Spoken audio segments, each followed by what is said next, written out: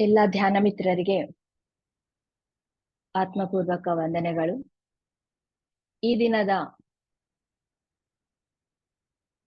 ಆಧ್ಯಾತ್ಮಿಕ ಶಿಬಿರವನ್ನು ನಡೆಸಕ್ಕೆ ಸಿದ್ಧವಾಗಿರುವ ಗುರುಗಳನ್ನು ಹೃದಯಪೂರ್ವಕವಾಗಿ ಆಹ್ವಾನಿಸೋಣ. ಪಿತಾಮಹ ಬ್ರಹ್ಮರ್ಷಿ ಪತ್ರಿಜಿ ಅವರಿಗೆ ಪಾದಾಭಿವಂದನೆಗಳು. ಆತ್ಮಾಯಣದಲ್ಲಿ ಈ ದಿನ 10ನೇ ದಿನದಲ್ಲಿ ನಾವು ಬಂದಿದ್ದೀವಿ. ಈ ದಿನ ನಾವು ಈ ಒಂದು ಆಸ್ಟ್ರಲ್ ಪ್ರಪಂಚದಲ್ಲಿ ಇರುವ 7 ಸಪ್ತಭೌಮಿಕಗಳ ಬಗ್ಗೆ ಇನ್ನೂ ಸ್ವಲ್ಪ ಮಾಹಿತಿಯನ್ನು ತಿಳ್ಕೊಂತೀವಿ. ಇನ್ನು ನಾವು ದ್ವಿತೀಯ ಮರಣದ ಬಗ್ಗೆ ತಿಳಿತೀವಿ. ಈ ದಿನ ನಾನು ಫಸ್ಟ್ ಬಿಫೋರ್ ಸೆಷನ್ಸ್ ನಲ್ಲಿ ಹೇಳಿದ್ದೆ, ನಮ್ಗೆ ಒಂದೇ ಮರಣ ಇರೋದಿಲ್ಲ. ಮೊದಲನೇ ಮರಣ, 2ನೇ ಮರಣ, 3ನೇ ಮರಣ, ಈ ತರ ಹಲವಾರು 3 ಮರಣಗಳಿರುತ್ತೆ. ಅವಾಗ ಮಾತ್ರ ನಾವು ಎಲ್ಲಾ ಮರಣಗಳು ದಾಟಿದ ಮೇಲೆ ನಂತರ ನಮ್ಮ ಮೂಲಕ್ಕೆ ನಾವು ಸೇರ್ತೀವಿ, ಅಂದ್ರೆ ಮೋಕ್ಷವನ್ನು ಪಡಿತೀವಿ ಅಂತ ಹೇಳ್ಕೊಂಡಿದ್ವಿ.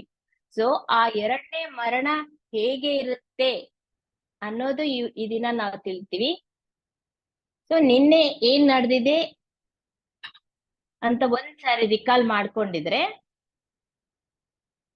ಪೀಟರ್ ಅವರಿಗೆ ಇನ್ನೊಂದು ಹೆಸರು ಇರುತ್ತೆ, ಹೆನ್ರಿ ಅಂತ. ಇತ್ತೀಚೆಗೆ ಅವರಿಬ್ರು ಈ ಒಂದು ಆಚಾರ್ಯ ಆಗ್ಲಿ ಡಾಫ್ನಿ ಅವ್ರ ಗರ್ಲ್ ಫ್ರೆಂಡ್ ಹೆನ್ರಿ ಅಂತ ಕರಿತಾ ಇದ್ದಾರೆ.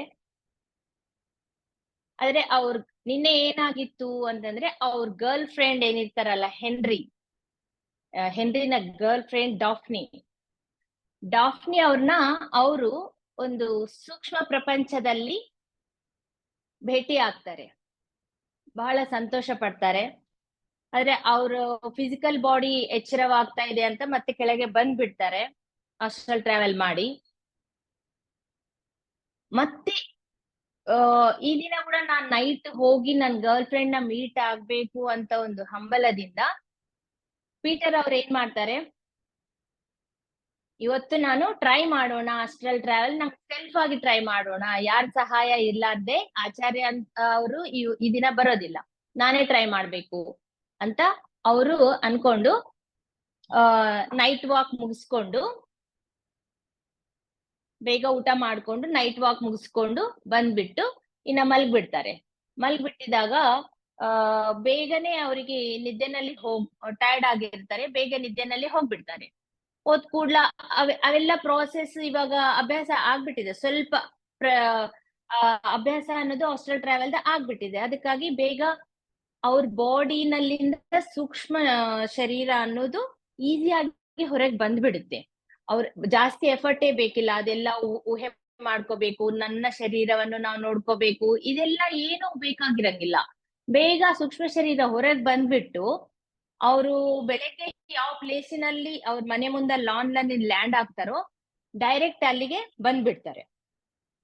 ಅದನ್ನು ಆಕ್ಚುಲಿ ಆ ಒಂದು ಪ್ಲೇಸ್ ನೋಡಿದ್ರೆ ತನ್ನ ಮನೆ ಮುಂದೆ ನಾನು ಇದೀನಿ ಅಂತ ಅನ್ಕೊಂತಾರೆ. ಬಟ್ ಅವ್ರಿರೋದು ಫಸ್ಟ್ ಆಸ್ಟ್ರಲ್ ತಲದಲ್ಲಿ ಅಂತ ಅವ್ರು ಅಬ್ಸರ್ವ್ ಮಾಡಿದಾಗ ಗೊತ್ತಾಗುತ್ತೆ. ಅದು ಡೈರೆಕ್ಟ್ ಅವ್ರು ಎಲ್ಲಿಗೆ ಹೋಗಿದ್ದಾರೆ ಅಂದ್ರೆ, ಸೂಕ್ಷ್ಮ ಶರೀರ ಬಿಡುಗಡೆ ಆದ ತಕ್ಷಣ ಅದು ಎಲ್ಲ ನೋನ್ ಪ್ಲೇಸ್ ಆಗ್ಬಿಡ್ತು. ಇವಾಗ ಎಲ್ಲ ಗೊತ್ತಾಗ್ಬಿಡ್ತು. ಪರಿಚಯ ಇದ್ದಿದ್ ಪ್ಲೇಸಿಗೆ ಪರಿಚಯ ಇರ್ಲಾರ್ದ ಪ್ಲೇಸಿಗೆ ಬಹಳ ಡಿಫ್ರೆನ್ಸ್ ಆಗುತ್ತೆ.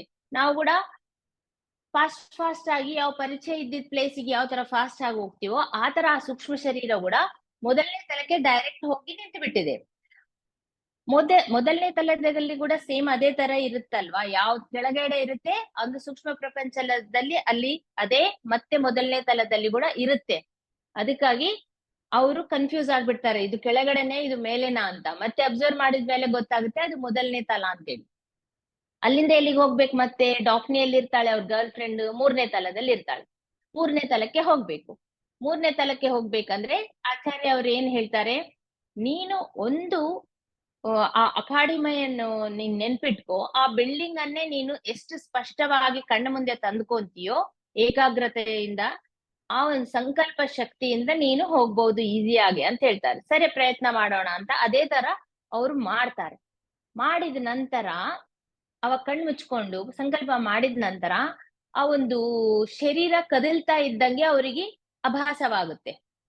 ಆಮೇಲೆ ಯಾವಾಗ ಶರೀರ ಕದ್ಲದು ಸ್ಟಾಪ್ ಆಗುತ್ತೋ ಅವಾಗ ಕಣ್ಣು ತೆಗೆದು ನೋಡಿದ್ರೆ ಅವ್ರು ಎಲ್ಲಿರ್ತಾರೆ, ಅಕಾಡೆಮಿ ಮುಂದೆ ಆ ಲಾನ್ ಇರುತ್ತಲ್ಲ, ಆ ಒಂದು ಲಾನ್ ನಲ್ಲಿ ನಿಂತಿರ್ತಾರೆ. ಅವ್ರಿಗೆ ನಂಬಕ್ಕೆ ಆಗಲ್ಲ, ಅರೆ ನಾನ್ ಎಷ್ಟು ಈಸಿಯಾಗಿ ಬಂದ್ಬಿಟ್ಟಿ, ನಿನ್ನೆ ಆಚಾರ್ಯ ಅವರು ಕೈ ಹಿಡ್ಕೊಂಡ್ ಕರ್ಕೊಂಡ್ ಬಂದ್ರು, ಇವತ್ತು ಸೆಲ್ಫ್ ನಾನ್ ಪ್ರಯತ್ನ ಮಾಡಿದ ತಕ್ಷಣ ಅದು ವರ್ಕೌಟ್ ಆಯ್ತು ಅಂತ ಅವರು ಜಾಸ್ತಿ ಎಕ್ಸೈಟ್ಮೆಂಟ್ ಗೆ ಒಳಗಾಗ್ತಾರೆ, ಖುಷಿ ಜಾಸ್ತಿ ಆಗುತ್ತೆ. ಆದ ಕೂಡ್ಲೆ ಅವ್ರ ಕಂಟ್ರೋಲ್ ಹೋಗ್ಬಿಡುತ್ತೆ. ಕಂಟ್ರೋಲ್ ಹೋಗಿ ಮತ್ತೆ ಅವ್ರ ಪರಿಸರ ಎಲ್ಲ ಡಿಸಪಿಯರ್ ಆಗಿ ಅವರೆಲ್ಲ ಮಂಜ ಆಗ್ಬಿಟ್ಟು ಅವರು ಸಡನ್ ಆಗಿ ಕಣ್ ತೆಗ್ದು ಬಿಡ್ತಾರೆ. ಅವಾಗ ಎಲ್ಲಿರ್ತಾರೆ ಅಂದ್ರೆ ಫಿಸಿಕಲ್ ಬಾಡಿನಲ್ಲಿ ಹೋಗ್ಬಿಡ್ತಾರೆ ಮತ್ತೆ ಕೆಳಗ್ ಬಂದ್ಬಿಡ್ತಾರ ಅವ್ರ ಫಿಸಿಕಲ್ ಬಾಡಿ. ಇಲ್ಲಿ ನೋಡ್ರಿ, ಒಂದು ತಿಳ್ಕೊಂಡಿದ್ ನಾವೇನು ಅಂತಂದ್ರೆ, ಸೂಕ್ಷ್ಮ ಶರೀರ ಯಾವಾಗ ಭಯ ಪಡುತ್ತೋ ಅವಾಗ ಅದು ಮತ್ತೆ ಭೌತಿಕ ಶರೀರದಲ್ಲಿ ಆ ಒಂದು ಆಸ್ಟ್ರಲ್ ಬಾಡಿ ಸೂಕ್ಷ್ಮ ಶರೀರ ಬಂದ್ಬಿಟ್ಟು ಎಚ್ಚರವಾಗ್ಬಿಡುತ್ತೆ, ಹಾರ್ಟ್ ಬೀಟ್ ಜಾಸ್ತಿ ಆಗುತ್ತೆ ಅಂತ ನಾವು ತಿಳ್ಕೊಂಡಿದ್ವಿ ಇಷ್ಟಿನ ಮುಂಚೆ. ಇಲ್ಲೇನಾಗಿದೆ, ಭಯ ಆಗಿಲ್ಲ, ಖುಷಿ ಜಾಸ್ತಿ ಆಗಿದೆ, ಜಾಸ್ತಿ ಎಕ್ಸೈಟ್ಮೆಂಟ್ ಆಗಿದೆ. ಜಾಸ್ತಿ ಎಕ್ಸೈಟ್ಮೆಂಟ್ ಆದ್ರೂ ಕೂಡ ಅದೇ ಆಗುತ್ತೆ ಸೇಮ್. ಮತ್ತೆ ಅವ್ರ ಭೌತಿಕ ಶರೀರದಲ್ಲಿ ಎಂಟರ್ ಆಗ್ಬಿಡ್ತಾರೆ, ಅವರು ಕಣ್ಣು ಎಚ್ಚರವಾಗ್ಬಿಡುತ್ತೆ. ನೋಡಿದ್ರೆ ಹಾರ್ಟ್ ಬೀಟ್, ಅವ್ರ ಹಾರ್ಟ್ ಡಬಾ ಡಬಾ ಅಂತ ಹೊಡ್ಕೊಂತ ಇರುತ್ತೆ. ಸೊ ಇಲ್ಲಿ ಯಾವುದೇ ತರ ಎಮೋಷನ್ ಅನ್ನುವುದು ಅತಿಯಾಗಿ ಇರಬಾರ್ದು ಸೂಕ್ಷ್ಮ ಶರೀರದಲ್ಲಿದ್ದಾಗ. ಅವಾಗ ಸಡನ್ ಆಗಿ ಮತ್ತೆ ಬಂದ್ಬಿಡುತ್ತೆ ಸೂಕ್ಷ್ಮ ಶರೀರ. ತನ್ನನ್ ತಾನು ಬೈಕೊಂತಾನೆ, ನಾನು ಎಷ್ಟು ಚೆನ್ನಾಗಿ ಹೋಗ್ಬಿಟ್ಟಿದ್ದೆ, ಸ್ವಲ್ಪ ಸಮಯದಲ್ಲಿ ಡಾಫ್ನಿನ್ ಸೇರ್ಬಿಡ್ತಿದ್ದೆ, ನನ್ನ ಒಂದು ಮಿಸ್ಟೇಕ್ ಇಂದ ಮತ್ತೆ ನಾನು ಕೆಳಗ್ ಬರ್ಬೇಕಾಯ್ತು ಅಂತ ತನ್ನನ್ ತಾನು ಬೈಕೊಂಡು, ಸರಿ ಇರ್ಲಿ ಬಿಡು ಮತ್ತೊಂದ್ಸರಿ ಟ್ರೈ ಮಾಡೋಣ ಅಂತೇಳಿ ಮತ್ತೆ ಕಣ್ ಮುಚ್ಕೊಂಡು ಟ್ರೈ ಮಾಡಿದ್ದಾಗ, ಇವಾಗ ದೃಢವಾಗಿ ಸಂಕಲ್ಪ ಮಾಡ್ಕೊಂತ ನಾನು ಕಂಪಲ್ಸರಿ ಆ ತಲೆಗೆ ಹೋಗ್ಲೇಬೇಕು ಅಂತ ಅನ್ಕೊಂಡಿದ್ದಾಗ ಡೈರೆಕ್ಟ್ ಏನಾಗುತ್ತೆ, ಮತ್ತೆ ಸೂಕ್ಷ್ಮ ಶರೀರ ಈಸಿಯಾಗಿ ಬಿಡುಗಡೆ ಆಗಿ ಡೈರೆಕ್ಟ್ ಅದೇ ಪ್ಲೇಸಿಗೆ ಎಲ್ಲಿಂದ ಅವ್ರು ಕೆಳಗೆ ಬಂದ್ಬಿಟ್ಟಾರೋ, ಅವ್ರ ಶರೀರ ಅನ್ನೋದು ಹಿಂಗ ಎಳೆದು ಬಿಟ್ಟಿದ್ದೇನೋ ಅದೇ ಪ್ಲೇಸ್ಗೆ ಹೋಗಿ ನಿಂತ್ಕೊಂಡ್ ಬಿಡ್ತಾರೆ ಅಕಾಡೆಮಿ ಮುಂದೆ ಗುಡ್ಡದ ಮೇಲೆ ಅಕಾಡೆಮಿ ಕಾಣ್ತಾ ಇರುತ್ತೆ. ಸೊ ಇವಾಗ ಏನ್ ಮಾಡ್ತಾರೆ, ಆ ಗ್ರಾಸ್ ಲಾನ್ ನಲ್ಲೇ ಕೂತ್ಕೊಂಡ್ಬಿಟ್ಟು ಸ್ವಲ್ಪ ಹೊತ್ತು ಅವ್ರ ಹಾರ್ಟ್ ಬೀಟ್ ನಾರ್ಮಲ್ ಬರುವಾಗೆ ನಾನ್ ಪ್ರಶಾಂತವಾಗಿರ್ಬೇಕು ಅಂತ ದೃಢವಾಗಿ ಏಕಾಗ್ರವಾಗಿ ಅವರು ತಮ್ಮ ಹಾರ್ಟ್ ಮೇಲೆ ಕಾನ್ಸಂಟ್ರೇಟ್ ಮಾಡಿ ನಾರ್ಮಲ್ಗೆ ತಂದ್ಕೊಂಡ್ ಬಿಡ್ತಾರೆ. ಅವ್ರ ಎಮೋಷನ್ಸ್ ಎಲ್ಲ ನಾರ್ಮಲ್ಗೆ ತಂದ್ಕೊಂಡು ಅವಾಗ ಮತ್ತೆ ಎದ್ದು ಮತ್ತೆ ಇವಾಗ ಫ್ಲೈ ಆಗೋದು, ಹಾರೋದು ಸ್ಟಾರ್ಟ್ ಮಾಡ್ತಾರೆ. ಅವರು ಸ್ವಲ್ಪ ಮೇಲಕ್ಕೆ ಹೋಗಿ ಅಕಾಡೆಮಿನಲ್ಲಿ ಹೋಗಿ, ಡಾಫ್ನಿ ಯಾವ ರೂಮ್ ನಲ್ಲಿ ಇರ್ತಾಳೋ ಅವ್ರಿಗೆ ಗೊತ್ತಲ್ವಾ, ಆ ರೂಮ್ ನಲ್ಲಿ ಹೋದಾಗೆ ಅಲ್ಲಿ ಓಪನ್ ಮಾಡಿ ನೋಡಿದ್ದಾಗೆ ಯಾರು ಇರೋದಿಲ್ಲ. ಏನ್ ಮಾಡ್ಬೇಕು ಇವಾಗ ಅಂತೇಳಿ ಹೊರಗ್ ಬರ್ತಾನೆ. ಮತ್ತೆ ನೆನ್ಪಾಗಿ, ಅರೆ ಡಾಫ್ನಿ ತನ್ನ ಕಾಟೇಜ್ ತೋರ್ಸಿದ್ಲಲ್ಲ, ಅವ್ರು ಇರೋ ಮನೆ ತೋರ್ಸಿದ್ಲಲ್ಲ, ಅಲ್ಲಿ ನೋಡೋಣ ಅಂತೇಳಿ ಫ್ಲೈ ಆಗ್ತಾ ಹೋಗಿದ್ರೆ ಅಲ್ಲಿ ಆ ಗಾರ್ಡನ್ ಸಿಟಿ ಕಾಣಿಸುತ್ತೆ. ಆ ಗಾರ್ಡನ್ ಸಿಟಿ ಮೇಲಿಂದ ನೋಡಿದ್ರೆ ಅದು ಬಹಳ ಅದ್ಭುತವಾಗಿರುತ್ತಲ್ಲ, ಮೈ ಮರೆತು ಬಿಡ್ತಾನೆ. ಅಲ್ಲಿ ಸ್ವಲ್ಪ ಕೆಳಗಡೆ ಲ್ಯಾಂಡ್ ಆಗಿ ಇಂತ ಒಂದು ಅದ್ಭುತವನ್ನು ಮಿಸ್ ಮಾಡ್ಬಾರ್ದು, ಸ್ವಲ್ಪ ಹೊತ್ತು ಇದನ್ನ ಆಸ್ವಾದನ ಮಾಡೋಣ ಅಂತೇಳಿ ಅದನ್ನೆಲ್ಲ ತಿರುಗಾಡಿ ನೋಡ್ತಾ ಇರ್ತಾರೆ. ಅರೆ ಎಷ್ಟು ಚೆನ್ನಾಗಿದೆ ಅಲ್ಲ ಇದು, ನಮ್ಮ ಭೂಪ್ರಪಂಚದಲ್ಲಿ ಇಂಥ ಪ್ಲೇಸೇ ಇಲ್ಲ. ನಾನೇ ಒಂದು ಚಿತ್ರಗಾರ ಆಗಿದ್ರೆ, ನಾವೊಂದು ಪೇಂಟರ್ ಆಗಿದ್ರೆ ಇದನ್ನ ನಾನು ಹೋಗಿ ಎಲ್ಲ ಸೇಮ್ ಇಳಿಸ್ಬಿಡ್ತಿದ್ದೆ, ಡ್ರಾ ಮಾಡ್ಬಿಡ್ತಿದ್ದೆ ಅನ್ಕೊಂತಾನೆ. ಅಷ್ಟ್ರಲ್ಲಿ ಆ ಒಂದು ಎದುರುಗಡೆಯಿಂದ ಒಂದು ಮಣ್ಣಿನ ರೋಡ್ ತರ ಇರುತ್ತೆ, ಅದ್ರ ಅಪೋಸಿಟ್ಲಿಂದ ಒಬ್ಬ ಯುವತಿ ಗಟ್ಟಿ ಜೋರಾಗಿ ಚೀರಾಡ್ತಾ ಓಡಿ ಬರ್ತಾ ಇರ್ತಾಳೆ. ಸಮೀಪ್ ಬಂದಿದ ಮೇಲೆ ಗೊತ್ತಾಗುತ್ತೆ ಯಾರು ಅಂದ್ರೆ, ಅವಳು ಡಾಫ್ನಿ, ತನ್ನ ಗರ್ಲ್ ಫ್ರೆಂಡೇ ಬಂದಿರ್ತಾಳೆ. ಹೆನ್ರಿ ಅಂತ ಚೀರಾಡ್ತಾ ಕಿರ್ಚ್ಕೊಂತ ಬರ್ತಾಳೆ. ಅವಳಿಗೆ ಬಹಳ ಖುಷಿ ಆಗ್ಬಿಡುತ್ತೆ. ಅವಳು ಹೇಳ್ತಾಳೆ, ಇಷ್ಟು ಒಂದು ಜಸ್ಟ್ ಸ್ವಲ್ಪ ಹೊತ್ತು ಕೆಳಗಡೆ ನನ್ಗ ಆಭಾಸವಾಯ್ತು, ನೀನು ನಾನು ಅರ್ಧ ತಾಸಿಂದ ನಾನು ಟ್ರೈ ಮಾಡ್ತಾ ಇದ್ದೀನಿ ನೀನ್ ಯಾವ ತರ ಹೆಲ್ಪ್ ಮಾಡ್ಬೇಕು ಅಂತೇಳಿ. ಯಾಕಂದ್ರೆ ನನ್ಗ ಆಭಾಸವಾಯ್ತು, ಅದು ನೀನು ಇಲ್ಲಿ ಬಂದಿದಿ ಅಂತ ಆಭಾಸವಾಯ್ತು, ಆದ್ರೆ ಮತ್ತೆ ಸ್ವಲ್ಪ ಹೊತ್ತಿನಲ್ಲಿ ನೀನು ನನ್ಗೆ ಅದು ಫೀಲಿಂಗ್ ಹೋಗ್ಬಿಡ್ತು, ಅದಕ್ಕೆ ನಾನ್ ಟ್ರೈ ಮಾಡ್ತಾ ಇದ್ದೀನಿ, ನೀನ್ ಕನೆಕ್ಟೇ ಆಗ್ತಾ ಇಲ್ಲ ಅಂತ ಹೇಳ್ತಾಳೆ.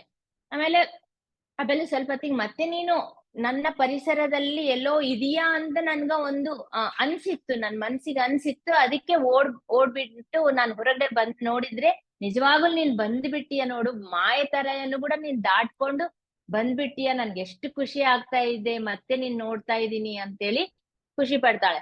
ಅವಾಗ ಆ ಒಂದು ಅವಳು ಎದುರುಗಡೆ ನಿಂತಾಗೆ ಹೆನ್ರಿ ಪೀಟರ್ ಅವಳನ್ನ ಅಬ್ಸರ್ವ್ ಮಾಡಿ ನೋಡಿದ್ದಾಗ ಅವಳು ಒಂದು ಅದೇ ಏಜ್ ನಲ್ಲಿ ಆ ಒಂದು ಸಣ್ಣ ಏಜ್, ಆ ಯುವತಿ ಆ ಏಜ್ ಏನಿರುತ್ತಲ್ಲ ಅದೇ ಏಜ್ ನಲ್ಲಿ ಎಷ್ಟು ಅಂದವಾಗಿ ಒಂದು ಸಣ್ಣ ಫ್ರಾಕ್ ಹಾಕೊಂಡು ನಿಂತಿರ್ತಾಳೆ. ಅವರ ಒಂದು ಕೇಶಗಳೆಲ್ಲ ಒಂದು ಗೋಲ್ಡನ್ ಅಂಡ್ ಬ್ರೌನ್ ಕಲರ್ ಇಂದ ಶೈನಿಂಗ್ ಆಗಿ, ಅವಳ ಕಣ್ಣು ಕೂಡ ಎಷ್ಟೋ ಶೈನಿಂಗ್ ಆಗಿ ಸ್ವಚ್ಛವಾದ ಪ್ರೀತಿ ಅನ್ನೋದು ಅದ್ರಲ್ಲಿ ಕಾಣ್ತಾ ಇರುತ್ತೆ.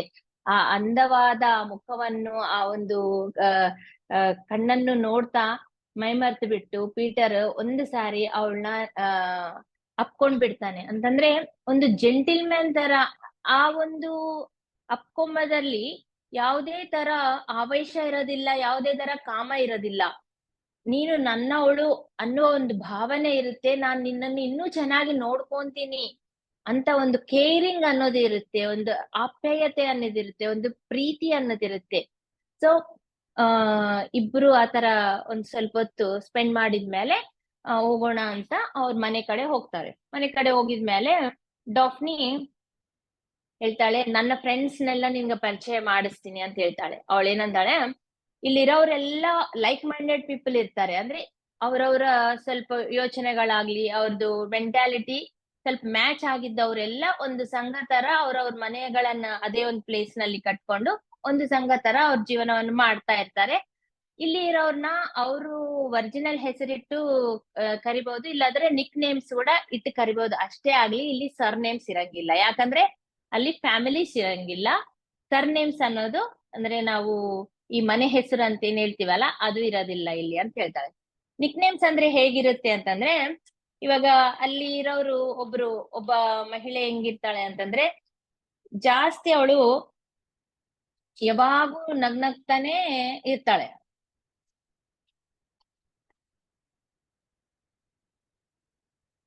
ಅವಳಿಗೆ ಅವಳಿಗೆ ಏನ್ ಹೆಸರಿಡ್ತಾರೆ ಅಂತಂದ್ರೆ ಸನ್ ಬೀಮ್ ಅಂತೆ, ಸೂರ್ಯದ ಕಿರಣ ಅಂತ ಹೇಳ್ತಾರೆ. ಸನ್ ಬೀಮ್ ಅಂದ್ರೆ ಸೂರ್ಯದ ಕಿರಣ ಅಂತ ಅರ್ಥ ಬರುತ್ತಲ್ವಾ. ಸೊ ಸನ್ ಬೀಮ್ ಅಂತ ಹೆಸರಿಡ್ತಾರೆ. ಒಬ್ರು ಯಾವಾಗ್ಲೂ ಸಂತೋಷವಾಗಿ ಯಾವಾಗೂ ಇರ್ತಾಳಲ್ಲ, ಹುಡುಗಿನ ಏನ್ ಕರೀತಾರೆ, ಸನ್ ಬೀಮ್ ಅಂದ್ರೆ ಸೂರ್ಯದ ಕಿರಣ ಅಂತ ಕರೀತಾರೆ. ಇನ್ನೊಬ್ರು ಯಾವಾಗೂ ಬ್ಲೂ ಕಲರ್ ಬಟ್ಟೆನೆ ಹಾಕೊಂಡು ತಿರುಗಾಡ್ತಾ ಇರ್ತಾನೆ ಒಬ್ಬ ಯುವಕ, ಅವ್ರನ್ನ ಏನ್ ಕರೀತಾರೆ, ಬ್ಲೂ ಬೆಲ್ ಅಂತ ಕರೀತಾರೆ. ಇನ್ನೊಬ್ರು ಬೇರೆಯವರಿಗೆ ಸಹಾಯ ಮಾಡ್ಬೇಕು ಅಂತ ಅವನು ಜೀವನದ ಪರಮಾರ್ಥನೇ ಇನ್ನೊಬ್ಬರಿಗೆ ಸೇವೆ ಮಾಡೋದು, ಸಹಾಯ ಮಾಡೋದು ಅಂತ ಜೀವನ ಪರಮಾರ್ಥವನ್ನ ಇಟ್ಕೊಂಡು ಎಲ್ಲರಿಗೂ ಸೇವೆ ಮಾಡ್ತಾ ಇರ್ತಾನೆ, ಅವನ ಡಾಕ್ಟರ್ ಅಂತ ಕರೀತಾರೆ. ಈ ತರ ನಿಕ್ ನೇಮ್ಸ್ ಇಂದ ಎಲ್ಲರನ್ನ ಕರೀತಾ ಇರ್ತಾರೆ. ಆದ್ರೆ ಈ ಒಂದು ಪೀಟರ್ ಅವ್ರು ಕೇಳ್ತಾರೆ, ನಾನು ಬೇರೆ ಚೈತನ್ಯಕ್ಕೆ ಸಂಬಂಧಪಟ್ಟಿದ್ದ ವ್ಯಕ್ತಿ, ನೀವೆಲ್ಲರೂ ಬೇರೆ ಚೈತನ್ಯಕ್ಕೆ ಸಂಬಂಧಪಟ್ಟ ವ್ಯಕ್ತಿಯರು, ಮತ್ತೆ ನಾನು ಇಲ್ಲಿ ಈ ತರ ಬಂದ್ರೆ ಅವರು ಮತ್ತೆ ತಪ್ಪಾಗಿ ತಿಳ್ಕೊಂಬಂಗಿಲ್ಲಲ್ಲ, ಏನ್ ಅನ್ಕೊಂಬಂಗಿಲ್ವಾ ಅಂದ್ರೆ ಡಾಫ್ನಿ ಏನ್ ಹೇಳ್ತಾಳೆ, ಇಲ್ಲಿ ಅಂತ ಮೆಂಟಾಲಿಟಿ ಇರೋರು ಯಾರು ಇರೋದಿಲ್ಲ, ಎಲ್ಲರೂ ಒಳ್ಳೆ ಒಂದು ನೇಚರೇ ಇರುತ್ತೆ. ಏಕೆಂತಂದ್ರೆ ಈರ್ಷ್ಯ ಅಸೂಯ ದ್ವೇಷ ಅಂತವೇನಿರಂಗಿಲ್ಲ, ಕೇವಲ ಪ್ರೀತಿ ಇರ್ತದ, ಜಾಸ್ತಿ ಜಾಸ್ತಿ ಪ್ರೀತಿ ಇರ್ತದ ಅವ್ರ ಹತ್ರ. ಇನ್ನೊಂದ್ ಏನು ಅಂತಂದ್ರೆ ಅಲ್ಲಿ ಅಪೋಸಿಟ್ ಪರ್ಸನ್ ಹತ್ರ ಏನಿದೆಯೋ ಅವ್ರು ಕೂಡ ಅದನ್ನ ಪಡಿಬಹುದು. ಇವಾಗ ಅವ್ರ ಹತ್ರ ಏನೋ ಒಂದು ಅವ್ರಿಗೆ ಬೇಕಾಗಿದ್ದು ಇದೆ, ಅದು ನಮ್ಮ ಹತ್ರ ಇಲ್ಲ ಅಂದಾಗನೇ ನಮ್ಗೆ ಈರ್ಷ್ಯ ಅನ್ನೋದು ಬರುತ್ತೆ. ಒಂದು ನೇಮ್ ಆಗ್ಲಿ, ಫೇಮ್ ಆಗ್ಲಿ, ಒಂದು ದುಡ್ಡಾಗ್ಲಿ, ಒಂದು ವಸ್ತು ಆಗ್ಲಿ, ಒಂದು ಅಂದ ಆಗ್ಲಿ, ಚಂದ ಆಗ್ಲಿ, ಬಟ್ಟೆ ಆಗ್ಲಿ, ಒಡವೆ ಆಗ್ಲಿ, ಯಾವುದೇ ಆಗ್ಲಿ ನಮ್ಮ ಹತ್ರ ಇಲ್ಲ, ಅವ್ರ ಹತ್ರ ಇದೆ ಅನ್ನೋ ಭಾವನೆ ಯಾರಿಗಿರ್ತದ ಅವರಿಗೆ ಈರ್ಷ್ಯ ಅನ್ನೋದು, ಅಸೂಯೆ ಅನ್ನೋದು ಬರುತ್ತೆ. ಇವಾಗ ಅಲ್ಲಿ ಅದು ಚಾನ್ಸ್ ಇಲ್ಲ, ಅವ್ರ ಹತ್ರ ಇದೆ, ನಾನು ತಂದ್ಕೋಬಹುದು, ಒಂದು ಸಂಕಲ್ಪವನ್ನು ಮಾಡಿದ್ರೆ ಆಯ್ತು, ನನ್ನ ಹತ್ರ ಬಂದ್ಬಿಡುತ್ತೆ. ಇನ್ನು ಈರ್ಷ್ಯ ದ್ವೇಷದ ಚಾನ್ಸ್ ಎಲ್ಲಿದೆ? ಆ ತರ ಅಲ್ಲಿರುತ್ತೆ. ಇನ್ನೊಂದೇನು ಅಂತಂದ್ರೆ, ಅವ್ರ ಶರೀರ ಆ ಸೂಕ್ಷ್ಮ ಶರೀರ ಯಾವ ತರ ಇರುತ್ತೆ ಅಂತಂದ್ರೆ, ಆ ಗುಣಗಳು ಏನಿದೆನೋ ಅದು ಇನ್ನೊಬ್ರಿಗೆ ಕಾಣ್ತಾ ಇರುತ್ತೆ. ಅಂದ್ರೆ ಒಂದು ಕ್ಲಾರಿಟಿ ಅಲ್ಲಿ ಸಿಕ್ಬಿಡುತ್ತೆ. ಅವ್ರ ಮನಸ್ಸಿನಲ್ಲಿ ಏನ್ ನಡೀತಾ ಇದೆ, ಅವ್ರು ಏನ್ ಯೋಚನೆಗಳ, ಅವ್ರ ಹತ್ರ ಏನ್ ಗುಣಗಳಿದೆ ಅನ್ನೋದು ಕಾಣ್ತಾ ಇರುತ್ತೆ ಇನ್ನೊಬ್ರಿಗೆ ಕೂಡ. ಆ ಒಂದು ಅಲ್ಲಿ ದಾಪರಿಕ ಅನ್ನೋದು ಯಾವುದು ಇರೋದಿಲ್ಲ, ಆಸ್ ಇಟ್ ಈಸ್ ಕಾಣ್ತಾರ. ಅವ್ರು ಎದರಿಂದ ಇದಾರೋ ಅದು ಆಸ್ ಇಟ್ ಈಸ್ ಕಾಣ್ತಾ ಇರುತ್ತೆ ಇನ್ನೊಬ್ಬರಿಗೆ, ಅಪೋಸಿಟ್ ಇದ್ದವರಿಗೆ. ಅವ್ರ ನಿಜ ಸ್ವರೂಪನೇ ಆಸ್ ಇಟ್ ಈಸ್ ಕಾಣುತ್ತೆ ಆಗ್ಲಿ, ಒಳಗೊಂದು ಹೊರಗೊಂದು ಇರಕ ಅಲ್ಲಿ ಆ ಸೂಕ್ಷ್ಮ ದೇಹಕ್ಕೆ ಚಾನ್ಸ್ ಇಲ್ಲ. ಸೊ ಇನ್ನ ಅವಾಗ್ಲೇ ಇನ್ನ ಟೈಮ್ ಆಗ್ಬಿಡುತ್ತೆ ಪೀಟರ್ ಅವರಿಗೆ. ಅವರು ಫಿಸಿಕಲ್ ಬಾಡಿ ಕದಲ್ತಾ ಇದೆ ಅಂತ ಗೊತ್ತಾಗುತ್ತೆ. ಪೀಟರ್ ಹೇಳ್ಬಿಡ್ತಾನೆ, ಇಲ್ಲ ನಂಗೆ ಟೈಮ್ ಆಯ್ತು, ನನ್ ಫಿಸಿಕಲ್ ಬಾಡಿನ ನನ್ನ ಕರಿತಾ ಇದೆ, ನಾನು ಹೋಗ್ಬಿಡ್ಬೇಕು ಅಂತ ಗುಡ್ ಬೈ ಹೇಳಿ ಬೇಗ ಮತ್ತೆ ಒಂದು ದೃಢವಾಗಿ ಅವರ ಮನೆಯ ಚಿತ್ರವನ್ನು ತನ್ನ ರೂಪಿಸ್ಕೊಂಡು ಮನಸ್ಸಿನಲ್ಲಿ ಬೇಗ ಹೋಗ್ಬಿಡ್ತಾರೆ. ಅಂದ್ರೆ ಬಹಳ ಡೈರೆಕ್ಟ್ ಆಗಿ ಹೋಗ್ಬಿಡ್ತಾರೆ ಇವಾಗ. ಮತ್ತೆ ಅಲ್ಲಿ ಲಾನ್ ನಲ್ಲಿ ಇಳಿಯೋದು ಅದೆಲ್ಲ ಇಲ್ಲ, ಡೈರೆಕ್ಟ್ ಆಗಿ ಬಾಡಿನಲ್ಲಿ ಎಂಟರ್ ಆಗ್ಬಿಡ್ತಾರೆ. ಯಾವುದೇ ಕೆಲಸ ಅಭ್ಯಾಸ ಆಗ್ತಾ ಆಗ್ತಾ ಈಸಿ ಆಗುತ್ತೆ ಅಂತ ತಿಳ್ಸಾಕ ಈ ಸಣ್ಣ ಸಣ್ಣ ವಿಷಯ ಕೂಡ ಹೇಳ್ಬೇಕಾಗ್ತಾ ಇದೆ ಇಲ್ಲಿ. ಅಂದ್ರೆ ನಮಗೂ ಗೊತ್ತಾಗ್ಬೇಕು ಅದು. ಆಮೇಲೆ ಎಚ್ಚರವಾದ ಕೂಡ್ಲೆ ಎಲ್ಲ ನಾನ್ ನೆನ್ಪಿಟ್ಕೊಂಡು ಚೆನ್ನಾಗಿ ಬರಿತಾನೆ ಎಲ್ಲ. ಫಸ್ಟ್ ಬರಿದಿದ್ಮೇಲೆನೆ ಅವ್ನ್ ಫ್ರೆಶ್ ಅಪ್ ಆಗಿ ಸ್ನಾನ ಮಾಡಿ ಬ್ರೇಕ್ಫಾಸ್ಟ್ ಮಾಡಿ ಮತ್ತೆ ಕುಂತ್ಕೊಂಡು ತಾನು ಬರ್ದಿದ್ದೆಲ್ಲ ಓದ್ಕೊಂತ ಕೂಡ್ತಾನೆ. ಅಂದ್ರೆ ಇಲ್ಲಿ ನೋಡಿ, ಫಸ್ಟ್ ಏನ್ ಹೇಳಿದ್ರು ಇವರು ಆಚಾರ್ಯ ಅವರು, ಮೆದಡು ಕಣಗಳನ್ನು ಆಕ್ಟಿವೇಟ್ ಮಾಡಿದಾಗ ಎಲ್ಲ ನೆನ್ಪಿತ್ತು ಲಾಸ್ಟ್ ಬಿಫೋರ್ ಡೇ ನೈಟ್. ಆದ್ರೆ ಈ ದಿನ ರಾತ್ರಿ ಏನಾಗಿದೆ ಅದೆಲ್ಲ ಯಾರು ಮಾಡಿಲ್ಲ, ಆದ್ರೂ ತಾನ್ ನೆನ್ಪಿಟ್ಕೊಂಡ್ ಬರ್ದಿದಾನಂದ್ರೆ ಆ ಪ್ರಗತಿ ಅನ್ನೋದು ಕಾಣ್ತಾ ಇದೆ ಡೇ ಬೈ ಡೇ. ಅದು ಅಷ್ಟು ಸುಲಭ ಅಲ್ಲ ಅಂತ ಹೇಳಿದ್ದ ಆಚಾರ್ಯ, ಆದ್ರೂ ಆ ಪ್ರಗತಿ ಅನ್ನೋದು ಇಲ್ಲಿ ಕಾಣ್ತಾ ಇದೆ. ಸರಿ, ನೆಕ್ಸ್ಟ್ ಡೇ ಇನ್ನ ಬೆಳಗಾಯ್ತು, ಎಲ್ಲ ಬರ್ದಿಟ್ಕೊಂಡ ಎಲ್ಲ ಓದ್ತಾ ಇದ್ದಾನೆ. ನಿಧಾನವಾಗಿ ಆಚಾರ್ಯ ಅವರು ಬಂದ್ರು. ಯಾವಾಗೂ ಆಸ್ ಯೂಸ್ವಲ್ ಅವ್ರು ಬಂದಿದ್ದು ಗೊತ್ತಾಗಿಲ್ಲ, ಯಾವ್ದು ಡೋರ್ ತೆರಿಲಾರ್ದೆ ಸಪ್ಪಳಿರ್ಲಾರ್ದೆ ಬಂದ್ಬಿಟ್ಟು ಚೆನ್ನಾಗಿ ನಡೀತಾ ಇದೆ ಅಲ್ಲ ನಿಂದು, ಲಾಸ್ಟ್ ಸಾಧಿಸ್ಬಿಟ್ಟಿಯಲ್ಲ ಅಂತ ಹೇಳ್ತಾರೆ. ಹೌದಾಚಾರ್ಯ, ನೋಡಿ ನಂಗೆ ಬಹಳ ಖುಷಿ ಆಗ್ತಾ ಇದೆ, ಇದೆಲ್ಲ ಬರ್ದಿದೀನಿ, ನೋಡಿ ಚೆಕ್ ಮಾಡಿ ಒಂದ್ಸಾರಿ. ನಿನ್ನೆ ನಾವು ಹೋಗ್ ಬಂದಿದ್ದು ಇವತ್ತಿಂದು ಎಲ್ಲ ಬರ್ದಿದೀನಿ, ಏನಾದ್ರೂ ಮಿಸ್ ಆಗಿದೆ ಏನೋ ಚೆಕ್ ಮಾಡಿ ಅಂತ ಕೊಟ್ರೆ ಅವ್ರು ಓದ್ತಾ ಇದ್ರೆ ಅವ್ರ ಮುಖ ನೋಡಿದ್ರೆ ಅವ್ರ ಮುಖ ಕೂಡ ಖುಷಿಯಿಂದ ತುಂಬಿರುತ್ತೆ.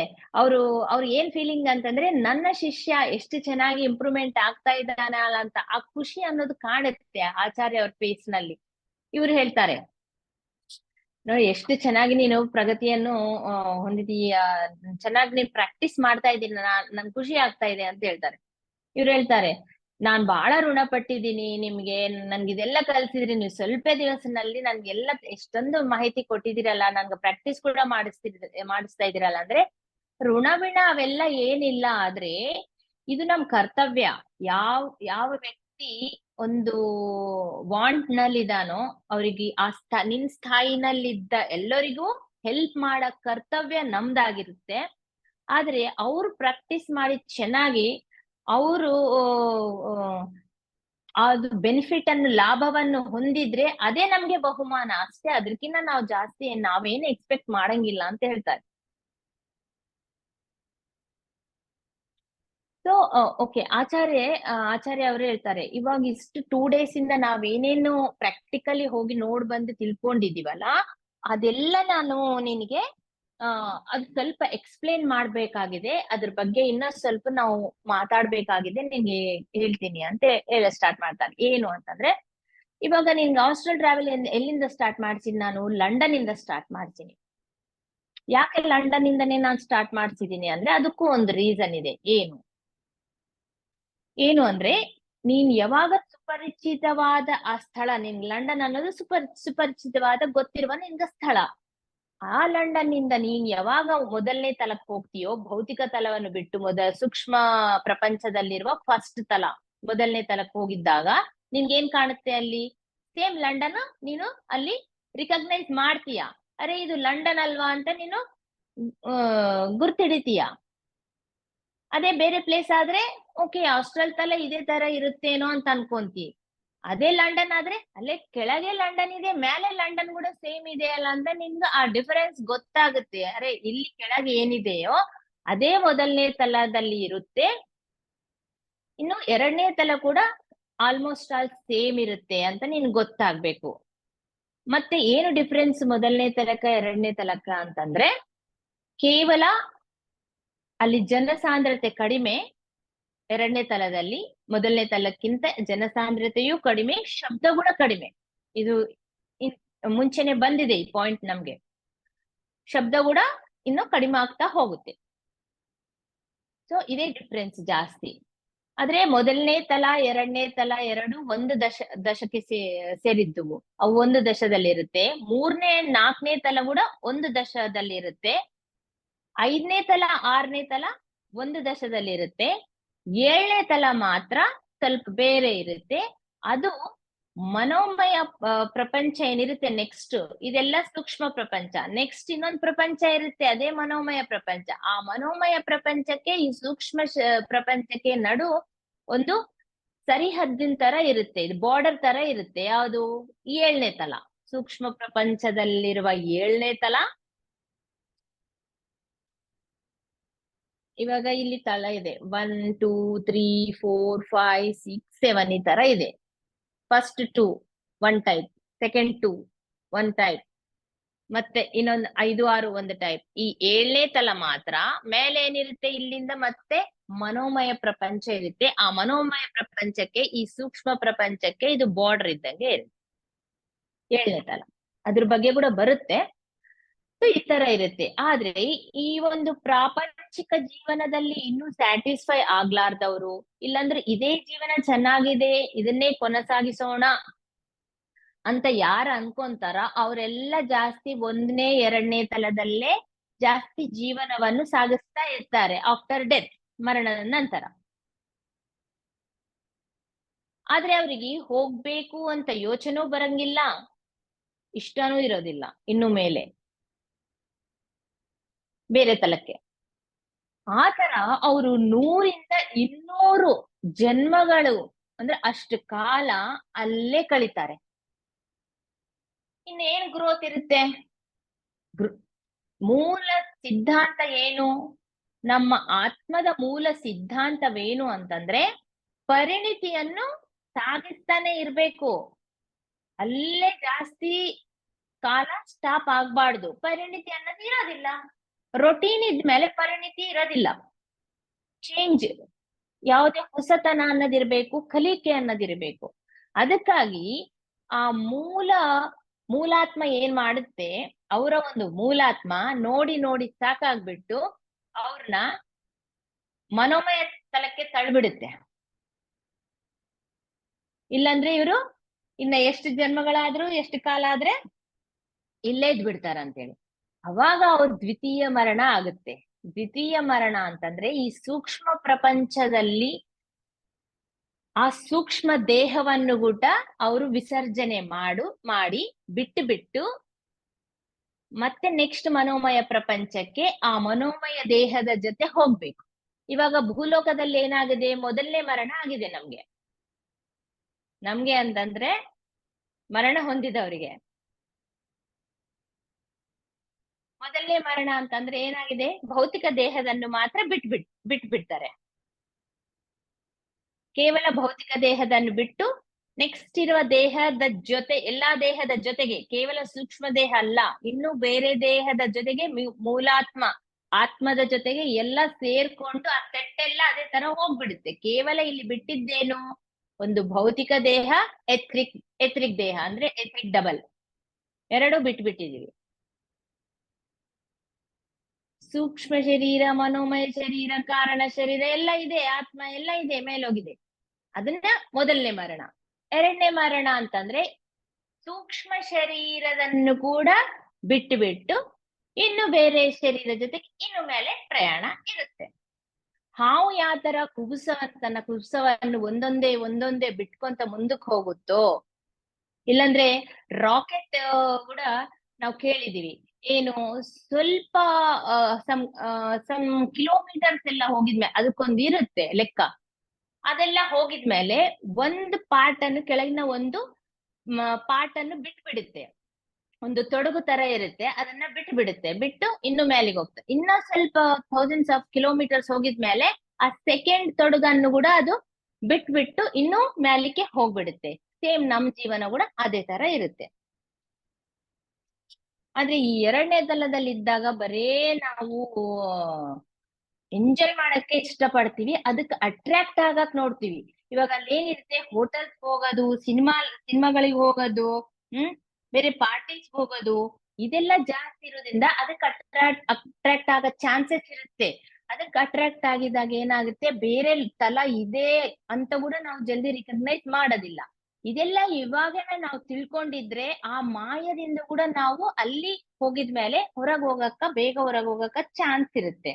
ಸೊ ಮೂರನೇ ತಲದಲ್ಲಿ ಏನಿರುತ್ತೆ ನಮ್ಗೆಲ್ಲ ಗೊತ್ತಾಗಿದೆ. ಇವಾಗ ಎಷ್ಟೋ ತಿಳ್ಕೊಂಡಿದ್ವಿ ನಾವು ಮೂರನೇ ತಲದ ಬಗ್ಗೆ ಕೂಡ. ಇವಾಗ ಡಾಫ್ನಿ ಇರೋದು ಮೂರನೇ ತಲದಲ್ಲೇ. ಅಲ್ಲೇ ಯಾರು ಇರ್ತಾರೆ ಜಾಸ್ತಿ? ಚಿತ್ರಕಾರರು ಇರ್ತಾರೆ, ಚಿತ್ರಲೇಖನ ಮಾಡೋರು, ಪೇಂಟರ್ಸ್, ಫೇಮಸ್ ಪೇಂಟರ್ಸ್ ಇರ್ತಾರೆ, ಸಂಗೀತ ವಿದ್ವಾಂಸರು ಇರ್ತಾರೆ. ಬೇರೆ ಬೇರೆ ವೃತ್ತಿಗಳಲ್ಲಿ ಯಾರು ನೈಪುಣ್ಯದಿಂದ ಇರ್ತಾರೋ, ಅವ್ರು ಜಾಸ್ತಿ ನೈಪುಣ್ಯ ಇದ್ದವರೆಲ್ಲ, ಅಂಕಿತ ಭಾವ ಇದ್ದವರು ಕೂಡ ಅಲ್ಲಿರ್ತಾರೆ. ಅಂದ್ರೆ ಕಲ್ಸೋರು ಅಲ್ಲಿ ಜಾಸ್ತಿ ಪರ್ಫೆಕ್ಷನ್ ಇದ್ದವರಿದ್ದು, ಅವರು ಹೆಲ್ಪಿಂಗ್ ನೇಚರ್ ಇರ್ತದೆ ಅವ್ರಿಗೆ, ಬೇರೆಯವರಿಗೆಲ್ಲರಿಗೆ ಕಲಿಸ್ತಾ ಇರ್ತಾರೆ. ಅವರು ಕಲಿಯೋರು ಕೂಡ ಇರ್ತಾರೆ, ಕಲ್ಸೋರು ಕೂಡ ಇರ್ತಾರೆ.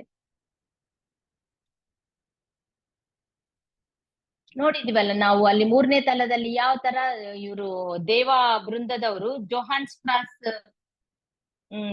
ಸ್ಟ್ರಾಸ್ ಒಂದು ಸಂಗೀತವನ್ನು ನುಡಿಸ್ತಾ ಇದ್ದಾಗ, ಆ ಒಂದು ನೀರಿನ ಆಚೆ ಕೂತ್ಕೊಂಡು ಒಂದು ದೇವಾ ಬೃಂದ ಯಾವ ತರ ಅವ್ರಿಗೆ ಒಂದು ಮ್ಯೂಸಿಕ್ ಇನ್ನೂ ಪರ್ಫೆಕ್ಟ್ ಆಗಿ ಅವ್ರು ಅನ್ಕೊಂಡಿದ್ದ ಭಾವ ಎಲ್ಲ ಅದ್ರಲ್ಲಿ ಬರಂಗ ಮಾಡ್ಬೇಕು ಅಂತ ಯಾವ ತರ ಹೆಲ್ಪ್ ಮಾಡಿದ್ದಾರೆ. ಅದೇ ತರ ನಾಲ್ಕನೇ ತಲದಲ್ಲಿ ಹೋಗಿದ್ದಾಗ ಹೆಲ್ಪಿಂಗ್ ಅನ್ನೋದು ಇನ್ನೂ ಜಾಸ್ತಿ ಸಿಗುತ್ತೆ. ಅಲ್ಲಿ ದೇವ ಸಾಮ್ರಾಜ್ಯ ಮಾನವ ಸಾಮ್ರಾಜ್ಯಕ್ಕೆ ಜಾಸ್ತಿ ಈ ಸೂಕ್ಷ್ಮ ಲೋಕದಲ್ಲಿರುವ ಈ ಸೂಕ್ಷ್ಮ ದೇಹಗಳಿಗೆ, ಅಂದ್ರೆ ಮಾನವರಿಗೆ, ಮಾನವ ಜಾತಿಗೆ ಜಾಸ್ತಿ ಹೆಲ್ಪ್ ಅನ್ನೋದು ದೇವ ಸಾಮ್ರಾಜ್ಯದಿಂದ ಸಿಗ್ತಾ ಇರುತ್ತೆ.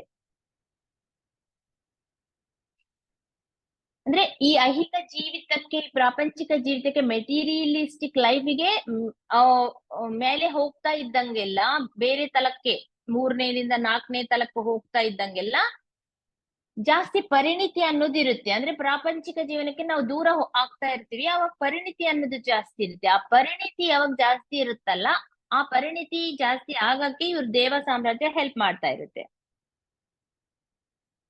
ಆದ್ರೆ ನಿನ್ಗೆ ಅಖಾಡದಿಂದನೇ ನಾನು ಯಾಕೆ ನಿಂಗ ಸ್ಟಾರ್ಟ್ ಮಾಡ್ಸಿದೀನಿ ಅಂತಂದ್ರೆ, ಅಲ್ಲಿ ಕೂಡ ಎರಡು ಕಾರಣ ಇದೆ. ಒಂದು ಏನು ಅಂತಂದ್ರೆ, ಅಕಾಡೆಮಿ ಅನ್ನೋದು ಏನು ಅಂದ್ರೆ ಟ್ರೈನಿಂಗ್ ಸ್ಕೂಲ್ಸ್, ಅವು ದೊಡ್ಡ ದೊಡ್ಡ ಆರ್ಟ್ ಸ್ಕೂಲ್ಸ್ ಅಂತ ನೀನ್ ಗೊತ್ತಾಗ್ಬೇಕು. ಅಂತವೇ ಈ ಒಂದು ಮೂರನೇ ತಲದಲ್ಲಿ ಜಾಸ್ತಿ ಇರುತ್ತೆ ಅಂತ ನಿನಗ್ ಗೊತ್ತಾಗ್ಬೇಕು. ಇನ್ನೊಂದು ಏನು, ಆ ಆರ್ಟ್ ಸ್ಕೂಲ್ ನಲ್ಲಿ ಯಾರು ವಿದ್ಯೆಯನ್ನು ಸೂಕ್ಷ್ಮ ಶರೀರದಲ್ಲಿ ಇದ್ದು ಅಭ್ಯಾಸ ಮಾಡ್ತಾ ಇರ್ತಾರೋ ಅವರಿಗೆ ನೆಕ್ಸ್ಟ್ ಜನ್ಮ ತಾಳಿದಾಗ ಅದರಲ್ಲಿ ಜಾಸ್ತಿ ಇಂಟ್ರೆಸ್ಟ್ ಇದ್ದು ಅದನ್ನ ಇನ್ನೂ ಜಾಸ್ತಿ ಕಲಿತಾರ ಅವರು. ಅದೇ ಒಂದು ಫೀಲ್ಡ್ ಅಲ್ಲಿಗೆ ಹೋಗಿ ಇನ್ನು ಜಾಸ್ತಿ ಅದರಲ್ಲಿ ಕಲ್ತು ಸಾಧನೆ ಮಾಡಿ ಹೊಸ ಯಾವಾಗ ಅವರು ಕಂಡುಹಿಡ್ದು ಎಲ್ಲ ಒಂದು ಈ ಪ್ರಪಂಚಕ್ಕೆ ಕೊಡುಗೆಯಾಗಿ ಕೊಡ್ತಾರೋ, ಅವಾಗ ಈ ಸಂಸ್ಕೃತಿ ಪರವಾಗಿ ಈ ಭೌತಿಕ ಪ್ರಪಂಚ ಇನ್ನು ಮುಂದೆ ಹೋಗುತ್ತೆ. ಅಭ್ಯಾಸ ಪರವಾಗಿ ಕೂಡ ಇನ್ನು ಡೆವಲಪ್ ಆಗಕ ಚಾನ್ಸ್ ಇರುತ್ತೆ. ಒಂದು ಇನ್ನೊಂದು ಏನು ಅಂತಂದ್ರೆ, ಒಂದು ಪರ್ಟಿಕ್ಯುಲರ್ ಪ್ಲೇಸ್ ಅನ್ನು ಕರೆಕ್ಟ್ ಆಗಿ ನೆನ್ಪಿಟ್ಕೊಂಡು ಕಣ್ಣು ಮುಂದೆ ತಂದುಕೊಂಡಿದ್ದಾಗ ಆ ಒಂದು ಪ್ಲೇಸಿಗೆ ಯಾವ ತರ ಸೇರ್ಬಹುದು ಅನ್ನೋದನ್ನು ನಾನು ಆಸ್ಟ್ರಲ್ ಟ್ರಾವೆಲ್ ಇಂದ ನಿಂಗೆ ಪ್ರಾಕ್ಟಿಕಲಿ ಮಾಡಿಸಿದೀನಿ. ಅಂದ್ರೆ ಯಾವ ತಲಕ್ಕೆ ಹೋಗ್ಬೇಕಂದ್ರೂ ಕೂಡ ಒಂದೊಂದು ತಲದಲ್ಲಿ ಒಂದೊಂದು ಪ್ರದೇಶವನ್ನು ಪರ್ಫೆಕ್ಟ್ ಆಗಿ ನೀನು ವಿಜುವಲೈಸ್ ಮಾಡ್ಕೊಂಬ ಕೆಪಾಸಿಟಿ ನಿನ್ಗ ಬರ್ಬೇಕು. ಅದನ್ನ ನೆನ್ಪಿಟ್ಕೋಬೇಕು ನೀನು. ಕಣ್ಣು ಮುಂದೆ ಯಾಸ್ ಇಟ್ ಈಸ್ ನೀನು ಅದನ್ನ ಊಹೆ ಮಾಡ್ಕೊಂಡು ದೃಢವಾಗಿ ಸಂಕಲ್ಪ ಮಾಡಿದ್ದಾಗ ಕರೆಕ್ಟ್ ಆಗಿ ಆ ಪ್ಲೇಸ್ಗ ಆ ನೆಕ್ಸ್ಟ್ ತಲಕ್ಕೆ ಈಸಿಯಾಗಿ ಹೋಗ್ಬಿಡ್ತೀಯಾ. ಅದನ್ನೊಂದು ನಿನ್ಗೆ ಗೊತ್ತಾಗ್ಬೇಕಂತ ಇದೆಲ್ಲ ನಾನ್ ಮಾಡಿದೀನಿ, ಅಕಾಡೆಮಿಯಿಂದ ಕರ್ಕೊಂಡು ಹೋಗಿದೀನಿ ಅಂತ ಹೇಳ್ತಾ ಇದ್ದಾರೆ. ಇದೆಲ್ಲ ನಾವ್ಯಾಕ ಮತ್ತೆ ಮತ್ತೆ ಸೂಕ್ಷ್ಮವಾಗಿ ತಿಳ್ಕೊಂತ ಇದೀವಿ ಅಂತಂದ್ರೆ, ಹೆನ್ರಿ ಅವ್ರಿಗೆ ಹೇಳಿದ್ರು, ಇದು ನಮ್ಗೆ ಹೇಳಿದ್ದ ಹಾಗೆ. ಮುಂದೆ ನಾವು ಮರಣ ಹೊಂದಿದ್ಮೇಲೆ ಕೂಡ ಇದೆಲ್ಲ ನಮ್ಗೆ ಉಪಯೋಗವಾಗುತ್ತೆ. ಇಲ್ಲಾಂದ್ರೆ ಈ ಭೌತಿಕ ಜೀವನದಲ್ಲಿ ಇದ್ದಾಗ ಕೂಡ ನಾವು ಆಸ್ಟ್ರಲ್ ಟ್ರಾವೆಲ್ ಮಾಡ್ಬೋದಲ್ವಾ ನಿದ್ದೆನಲ್ಲಿ, ಅವಾಗ ಕೂಡ ನಮ್ಗೆ ಹೆಲ್ಪ್ ಆಗುತ್ತೆ. ಒಂದು ತಲದಿಂದ ಒಂದು ತಲಕ್ಕೆ ಹೋಗ್ಬೇಕಂದ್ರೆ ಕೇವಲ ಒಂದೇ ಒಂದು ಉತ್ತಮವಾದ ಪದ್ಧತಿ ಏನು ಅಂದ್ರೆ ಪ್ರತಿ ತಲದಲ್ಲಿ ಒಂದು ಪ್ಲೇಸ್ ಅನ್ನು ಕರೆಕ್ಟ್ ಆಗಿ ನೆನ್ಪಿಟ್ಕೊಂಡು ಅದನ್ನ ಲಿಂಕ್ ಆಗಿ ಇಟ್ಕೊಂಡು ನಾವು ನೆಕ್ಸ್ಟ್ ಲೆವೆಲ್ಗೆ ಹೋಗ್ಬಿಡ್ಬೋದು.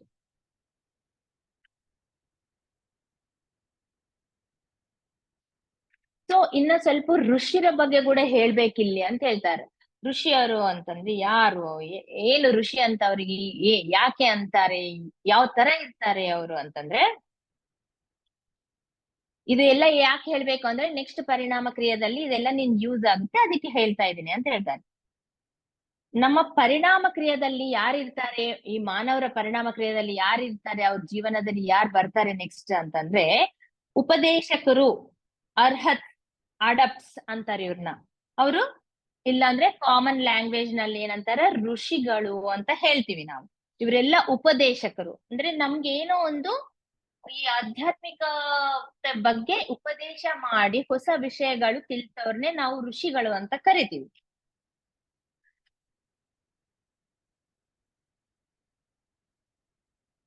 ಆದ್ರೆ ಮಾನವ ಯಾವಾಗ ತಮ್ಮ ಪರಿಣಾಮ ದಶದಲ್ಲಿ ಇನ್ನು ಮುಂದೆ ಮುಂದೆ ಹೋಗ್ತಾ ಇರ್ತಾನೋ ಅವಾಗ ಇವ್ರ ಮಾರ್ಗದರ್ಶನದಲ್ಲಿ ಕೆಲಸ ಮಾಡೋದು ಸ್ಟಾರ್ಟ್ ಮಾಡ್ತಾನೆ. ಅಂದ್ರೆ ಪ್ರತಿಯೊಂದು ಋಷಿಗೆ ಶಿಷ್ಯ ಬೃಂದ ಅನ್ನೋದು ಇರುತ್ತೆ. ಆ ಶಿಷ್ಯರೆಲ್ಲ ಅವರು ಆಜ್ಞಾನುಸಾರ ಅವ್ರ ಮಾರ್ಗದರ್ಶಕದಲ್ಲಿ ಕೆಲಸ ಮಾಡ್ತಾ ಮಾಡ್ತಾ ಹೊಸ ವಿಷಯಗಳು ಕಲಿತಾ ಕಲಿತಾ ಅವ್ರ ಪುರೋಗತಿ ಅನ್ನೋದು ಬಹಳ ಈಸಿಯಾಗಿ ಮುಂದೆ ಹೋಗ್ತಾ ಇರುತ್ತೆ. ಅವ್ರೆಲ್ಲ ಋಷಿಗಳು ಹೇಗೆ ಆಗಿದ್ದಾರೆ ಅಂತಂದ್ರೆ ಅವರು ಕೂಡ ಎಷ್ಟೋ ಹಲವಾರು ನೂರಾರು ಜನ್ಮದ ಕೆಳಗೆ ನಮ್ಮಂತ ಮಾನವರಾಗಿದ್ರು. ಆದ್ರೆ ಅವರು ಮಾನವ ಪ್ರಪಂಚದ ಜೊತೆ ಅವರಿಗೆ ಪ್ರೀತಿ ಜಾಸ್ತಿ, ಅವ್ರ ಬಗ್ಗೆ ಮಾನವರ ಬಗ್ಗೆ ಅವರಿಗೆ ಪ್ರೀತಿ ಜಾಸ್ತಿ, ಪ್ರೀತಿಯನ್ನು ಬೆಳೆಸ್ಕೊಂಡಿದ್ದಾರೆ ಅವರು. ಮಾನವರಂದ್ರೆ ಅಷ್ಟು ಅವರಿಗೆ ಕರುಣೆ, ಅವ್ರಿಗೆ ಹೆಲ್ಪ್ ಮಾಡ್ಬೇಕು ಅಂತ ಅವರಿಗೆ ಬಹಳ ಇಷ್ಟವಾಗಿ ತಮ್ಮಷ್ಟಿಗೆ ತಾವೇ ಆ ಪ್ರೀತಿಯನ್ನು ಮಾನವರ ಜೊತೆ ಸಂಬಂಧವನ್ನು ಬೆಳೆಸ್ಕೊಂಡು ತಮ್ಮ ಜೀವನವನ್ನು ಪೂರ್ತಿಯಾಗಿ ಆ ಒಂದು ಮಾನವರ ಅಭ್ಯುದಯಗೋಸ್ಕರ ಪುರೋಗತಿಗೋಸ್ಕರನೇ ಅವ್ರು ಮುಡುಪಾಗಿ ಇಟ್ಟಿದ್ದಾಗ ಅವ್ರನ್ನ ನಾವು ಮಾಸ್ಟರ್ಸ್ ಅಥವಾ ಋಷಿಗಳು ಅಂತ ಕರಿತೀವಿ, ಗುರುಗಳು ಅಂತ ಕರಿತೀವಿ. ಅವರು ಗುರುಗಳಾಗ್ತಾರೆ. ಆದ್ರೆ ಈ ಗುರುಗಳು ತಮ್ಮ ಶಿಷ್ಯ ಬೃಂದಕ್ಕೆ ಏನ್ ಅಂದಿಕೊಡ್ತಾರೆ ಅಂತಂದ್ರೆ ಸಾಮಾನ್ಯ ಮಾನವರಿಗೆ ಹೇಳಲಾರ್ದಂತ ವಿಷಯಗಳು, ತಿಳಿಸಲಾರ್ದಂತ ಎಷ್ಟೋ ವಿಷಯಗಳು, ಆಧ್ಯಾತ್ಮಿಕವಾದ ವಿಷಯಗಳು ಪುರೋಗತಿ ಸಲುವಾಗಿ ತಮ್ಮ ಶಿಷ್ಯರಿಗೆ ತಿಳಿಸ್ತಾ ಇರ್ತಾರೆ. ನಮ್ಗೆ ಇವಾಗ ಒಂದು ಡೌಟ್ ಬರ್ಬೋದು, ಇದೇನಪ್ಪ ಪಾರ್ಶುವಾಲಿಟಿ ಆಯ್ತಲ್ವಾ, ಋಷಿಗಳು ಅಂತಾರೆ ಮತ್ತೆ ಅವರಿಗೆ ಪಾರ್ಶುವಾಲಿಟಿ ಈ ತರ ಮಾಡಿದ್ರೆ ಹೆಂಗ, ಎಲ್ಲರಿಗೂ ಒಂದೇ ತರ ನೋಡ್ಬೇಕಲ್ಲ ಮನುಷ್ಯರೆಲ್ಲರಿಗೆ ಅಂತಂದ್ರೆ ಅಲ್ಲಿ ಪಾರ್ಶುವಾಲಿಟಿ ಅವರಿಗೆ ಇರೋದಿಲ್ಲ.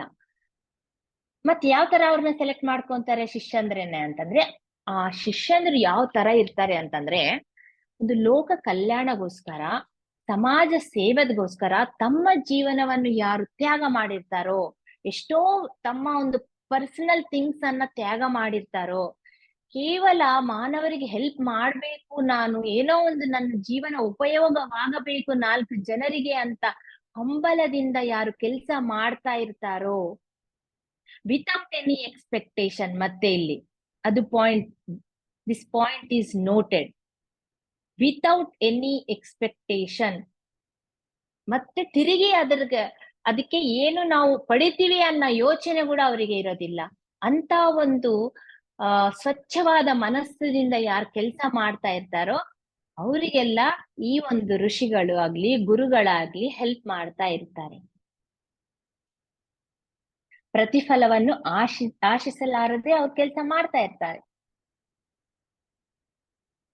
ಆದ್ರೆ ಅವರಿಗೆ ಒಂದು ಚಾನ್ಸ್ ಕೊಡಲಾಗುತ್ತೆ, ಏನು ಅಂತಂದ್ರೆ ಅವರು ಯಾವಾಗ ನಿದ್ದೆನಲ್ಲಿ ಅವರು ಸೂಕ್ಷ್ಮ ದೇಹದಿಂದ ಈ ಶಿಷ್ಯಂದರು ಅವ್ರ ಗುರುಗಳನ್ನು ಪರ್ಸನಲ್ ಆಗಿ ಮೀಟ್ ಆಗಕ್ಕೆ ಅಂದ್ರೆ ವೈಯಕ್ತಿಕವಾಗಿ ಅವರು ಮೀಟ್ ಆಗಕ್ಕೆ ಅವ್ರು ಚಾನ್ಸ್ ಕೊಡ್ತಾರೆ. ನಿದ್ದೆನಲ್ಲಿ ಅವ್ರಿಗೆ ಯಾವಾಗ ಬೇಕಿದ್ರು ಕೂಡ ಅವ್ರ ಗುರುಗಳನ್ನ ಅವರು ಮೀಟ್ ಆಗ್ಬಹುದು ಅಂತ ಚಾನ್ಸ್ ಕೊಟ್ಟಿರ್ತಾರೆ.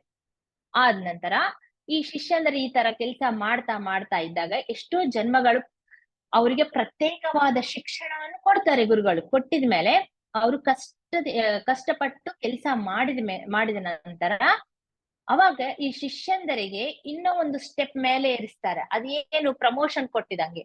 ಅದ್ ಏನ್ ಪ್ರಮೋಷನ್ ಅಂದ್ರೆ ಉಪದೇಶ ಮಾಡ್ಬೋದು ಅವ್ರು. ಅವಾಗ ಅವರಿಗೆ ಉಪದೇಶ ಕಾರ್ಯಕ್ರಮಕ್ಕೆ ಅವ್ರನ್ನ ಸಿದ್ಧಪಡಿಸ್ತಾರೆ, ಅವರಿಗೆ ಕೆಪಬಲ್ ಮಾಡ್ತಾರೆ.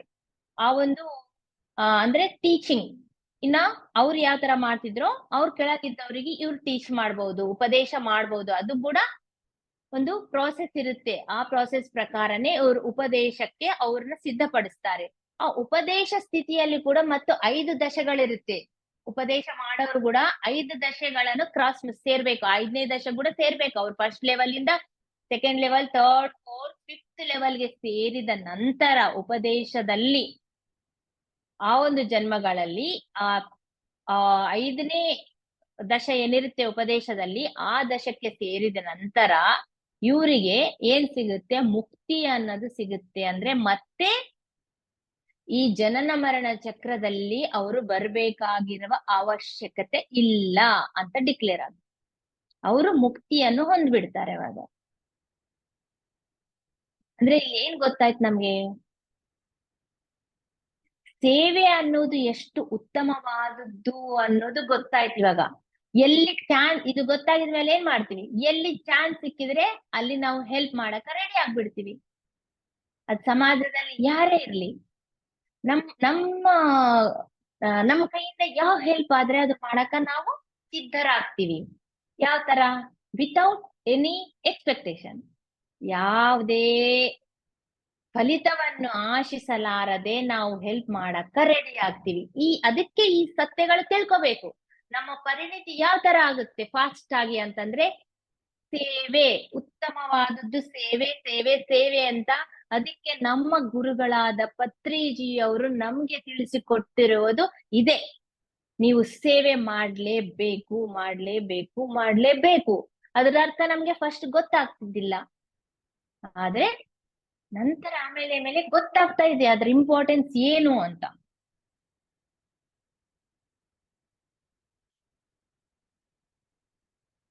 ಆ ಈ ಒಂದು ದಶಗಳಲ್ಲಿ ಗುರುಗಳು ಶಿಷ್ಯಂದ್ರಿಗೆ ಏನು ಕಲಿಸ್ತಾರೆ? ಒಂದು ಆ ಫಸ್ಟ್ ಏನ್ ಮಾಡ್ತಾರೆ? ಅವ್ರಿಗೆ ಉಪದೇಶ ಮಾಡಕ್ಕೆ ಒಂದು ಅರ್ಹತೆಯನ್ನು ಅವ್ರು ಸಂಪಾದನೆ ಮಾಡ್ಕೊಂಡಿದ್ಮೇಲೆ ಆ ಒಂದು ಪ್ರೊಫೆಷನ್ ಅವರಿಗೆ ಕೊಟ್ಬಿಡ್ತಾರೆ. ಉಪದೇಶ ಮಾಡಕ್ಕೆ ಅರ್ಹತೆಯನ್ನು ಕೊಡ್ತಾರೆ. ಕೊಟ್ಟಿದ್ಮೇಲೆ ಅದರಲ್ಲಿ ಏನ್ ಕಲಿಸ್ತಾರೆ ಅಂದ್ರೆ ಕೆಲವು ಶಕ್ತಿಗಳನ್ನು ಕೊಡ್ತಾರೆ. ಶಿಷ್ಯಂದರಿಗೆ ಗುರುಗಳು ಕೆಲವು ಶಕ್ತಿಗಳನ್ನು ಕೊಡ್ತಾರೆ. ಆ ಶಕ್ತಿಯಿಂದ ಈ ಈ ಒಂದು ಶಿಷ್ಯಂದರು ಮನುಷ್ಯರ ಮನಸ್ಸನ್ನು ಓದಲು ಅವರಿಗೆ ಅವಕಾಶವಾಗುತ್ತೆ. ಅಂದ್ರೆ ಆ ಒಂದು ಕೆಪಾಸಿಟಿ ಬಂದ್ಬಿಡುತ್ತೆ, ಆ ಒಂದು ಶಕ್ತಿ ಅನ್ನೋದು ಬಂದ್ಬಿಡುತ್ತೆ. ಅಪೋಸಿಟ್ ಪರ್ಸನ್ ಯಾರು ನೋಡ್ತಾ ಇರ್ತಾರಲ್ಲ ಅವ್ರ ಮನಸ್ಸನ್ನು ರೀಡ್ ಮಾಡ್ಬಿಡ್ತಾರೆ. ಮೈಂಡ್ ರೀಡಿಂಗ್ ಅಂತ ಏನ್ ಹೇಳ್ತಾರಲ್ಲ, ಇದೆ. ಮೈಂಡ್ ಅನ್ನು ರೀಡ್ ಮಾಡ್ಬಿಡ್ತಾರೆ ಅವಾಗ. ಆಮೇಲೆ ಇನ್ನೂ ಕೆಲವು ಶಕ್ತಿಗಳನ್ನು ಕೊಡ್ತಾ ಬರ್ತಾರೆ. ಏನು ಅಂದ್ರೆ ಮಹತ್ಯಗಳನ್ನ ಅಂತ ಏನ್ ಹೇಳ್ಕೊಂತೀವಲ್ಲ, ಅಂದ್ರೆ ಗಾಳಿಲಿಂದ ಏನೋ ಅವ್ರು ಸೃಷ್ಟಿ ಮಾಡ್ಬಿಟ್ರು. ಕೆಲವು ಗುರುಗಳಿರ್ತಾರೆ, ನಾವು ನೋಡಿರ್ತೀವಿ ಈ ಒಂದು ಭೌತಿಕ ಪ್ರಪಂಚದಲ್ಲಿ. ಅವರು ಗಾಳಿಲಿಂದ ಲಿಂಗವನ್ನು ಸೃಷ್ಟಿ ಮಾಡ್ತಾರೆ, ವಿಭೂತಿಯನ್ನು ಸೃಷ್ಟಿ ಮಾಡ್ತಾರೆ, ಫಿಂಗರ್ ರಿಂಗ್ಸ್ ಅನ್ನು ಸೃಷ್ಟಿ ಮಾಡಿಕೊಡ್ತಾ ಇರ್ತಾರೆ. ಇದೆಲ್ಲ ಮಹತ್ಯಗಳಂತ ಹೇಳ್ತೀವಿ. ಅದೆಲ್ಲ ವಿದ್ಯೆಯನ್ನು ಕಲಿಸ್ತಾರೆ. ಇದು ಕೂಡ ಅವರ ಒಂದು ಗುರುಗಳ, ಆ ಒಂದು ಪರಮ ಗುರುಗಳ ಪರ್ಮಿಷನ್ ಇಂದ ಮಾತ್ರ ಅವರು ಮಹತ್ಯಗಳನ್ನು ತೋರ್ಸಕ್ಕ ಅವಕಾಶ ಇರುತ್ತೆ. ಇಲ್ಲಾಂದ್ರೆ ಅವ್ರು ತೋರ್ಸಂಗಿಲ್ಲ. ಮಹತ್ಯಗಳು ಬರ್ತವೆ, ಅವ್ರ ಹತ್ರ ಇರ್ತವೆ, ಬಟ್ ಗುರುಗಳ ಒಪ್ಪಿಗೆಯಿಂದನೇ ಮಾಡ್ಬೇಕಿವೆಲ್ಲ. ಅದು ಕೂಡ ಲೋಕ ಕಲ್ಯಾಣ ಎಲ್ಲಿ ಆಗುತ್ತೋ ಅಲ್ಲಿ ಮಾತ್ರ ಅವರು ಮಾಡ್ತಾರೆ. ಲೋಕ ಕಲ್ಯಾಣಗೋಸ್ಕರನೇ ಈ ಒಂದು ಶಕ್ತಿಗಳ ಉಪಯೋಗ ಅನ್ನೋದು ಅಲ್ಲಿ ಆಗ್ಬೇಕು ವಿನಃ ತಮ್ಮ ಪರ್ಸನಲ್ಗೋಸ್ಕರ ಎಂದು ಈ ಶಕ್ತಿಗಳನ್ನ, ಆ ಒಂದು ಮಹತ್ಯಗಳನ್ನ ಅವರು ಉಪಯೋಗ ಮಾಡ್ಕೊಂಬಂಗಿಲ್ಲ. ಇಲ್ಲಾಂದ್ರೆ ಅವ್ರು ಸೃಷ್ಟಿ ಮಾಡ್ಕೋಬೋದಲ್ಲ. ಇವಾಗ ಒಂದು ಈ ಒಂದು ಫಿಂಗರ್ ರಿಂಗ್ ಸೃಷ್ಟಿ ಮಾಡ್ಕೊಟ್ರು ನಮ್ಗೆ, ಅದೇ ತರ 1 ಕೋಟಿ ರೂಪಾಯಿ ಸೃಷ್ಟಿ ಮಾಡ್ಕೋಬಹುದಲ್ಲ. ಅವ್ರಿಗೆ ಬೇಕಿದ್ದಂಗೆ ಯಾವ ವಸ್ತು ಬೇಕು ತಂದ್ಕೋಬಹುದಲ್ಲ. ಯಾಕೆ ಇಷ್ಟೆಲ್ಲ ಕಷ್ಟ ಪಡ್ಬೇಕು? ಅವರು ಒಂದು ಲೈಫಿಗೆ ಇದು ಅನ್ವಯಿಸಿದಿಲ್ಲ, ಅವರು ಯೂಸ್ ಮಾಡ್ಕೊಂಬಂಗಿಲ್ಲ.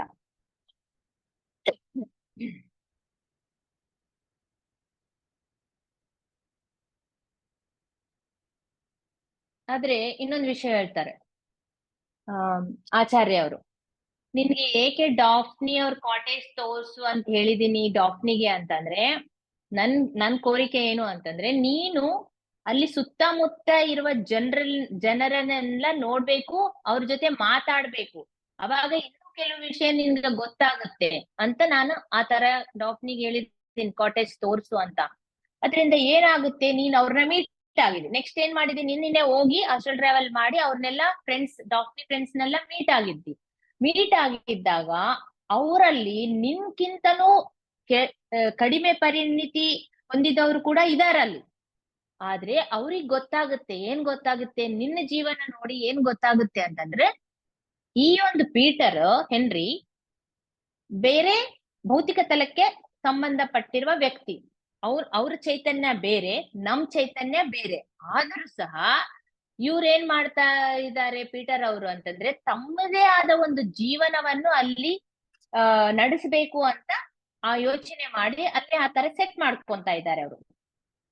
ಅಂದ್ರೆ ನಿನ್ ಸ್ಟೋರಿ ನೋಡಿ, ನಿನ್ ಕಥೆ ನೋಡಿ ಏನ್ ಗೊತ್ತಾಗ್ಬೇಕು ಅವರಿಗೆ, ಭೌತಿಕ ಪ್ರಪಂಚದಲ್ಲಿ ಜೀವಿಸ್ತಾ ಇರುವಾಗಲೇ, ಅಂದ್ರೆ ಮರಣ ಹೊಂದಿದ ನಂತರ ಅಲ್ಲ, ಜೀವಂತವಾಗಿ ಇದ್ದಾಗಲೇ ಆಸ್ಟ್ರಲ್ ಪ್ರಪಂಚದಲ್ಲಿ ತನ್ನದೇ ಆದ ಒಂದು ಜೀವನವನ್ನು ರೂಪಿಸ್ಕೊಂಡು ಅಲ್ಲಿ ಜೀವನ ಮಾಡ್ಬೇಕು ಅಂತ ನೀನೇನ್ ಪ್ರಯತ್ನ ಮಾಡ್ತಿದ್ದಿ ಅದು ಅವ್ರಿಗೆ ಗೊತ್ತಾಗ್ಬೇಕು. ಓಹೋ, ಈ ತರ ಕೂಡ ಮಾಡ್ಬೋದಾ.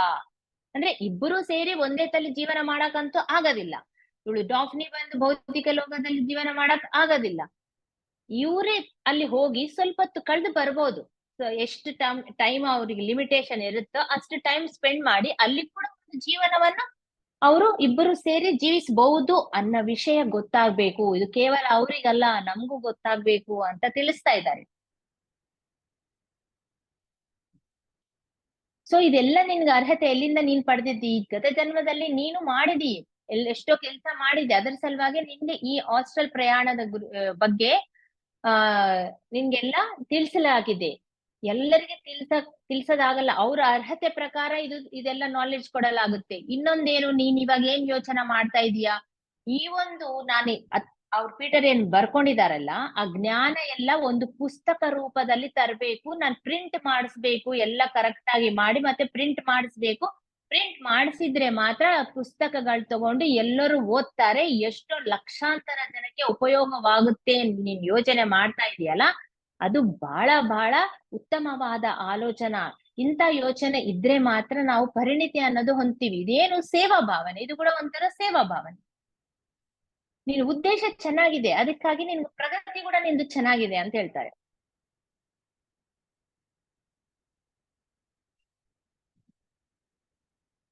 ಆದ್ರೆ ಇನ್ನೊಂದು ವಿಷಯ ನೀನ್ ತಿಳ್ಕೊಂಡಿದ್ದಿಲ್ಲಿ ಏನು ಅಂದ್ರೆ, ಕೇವಲ ಸಂಕಲ್ಪ ದೃಢವಾಗಿದ್ರೆ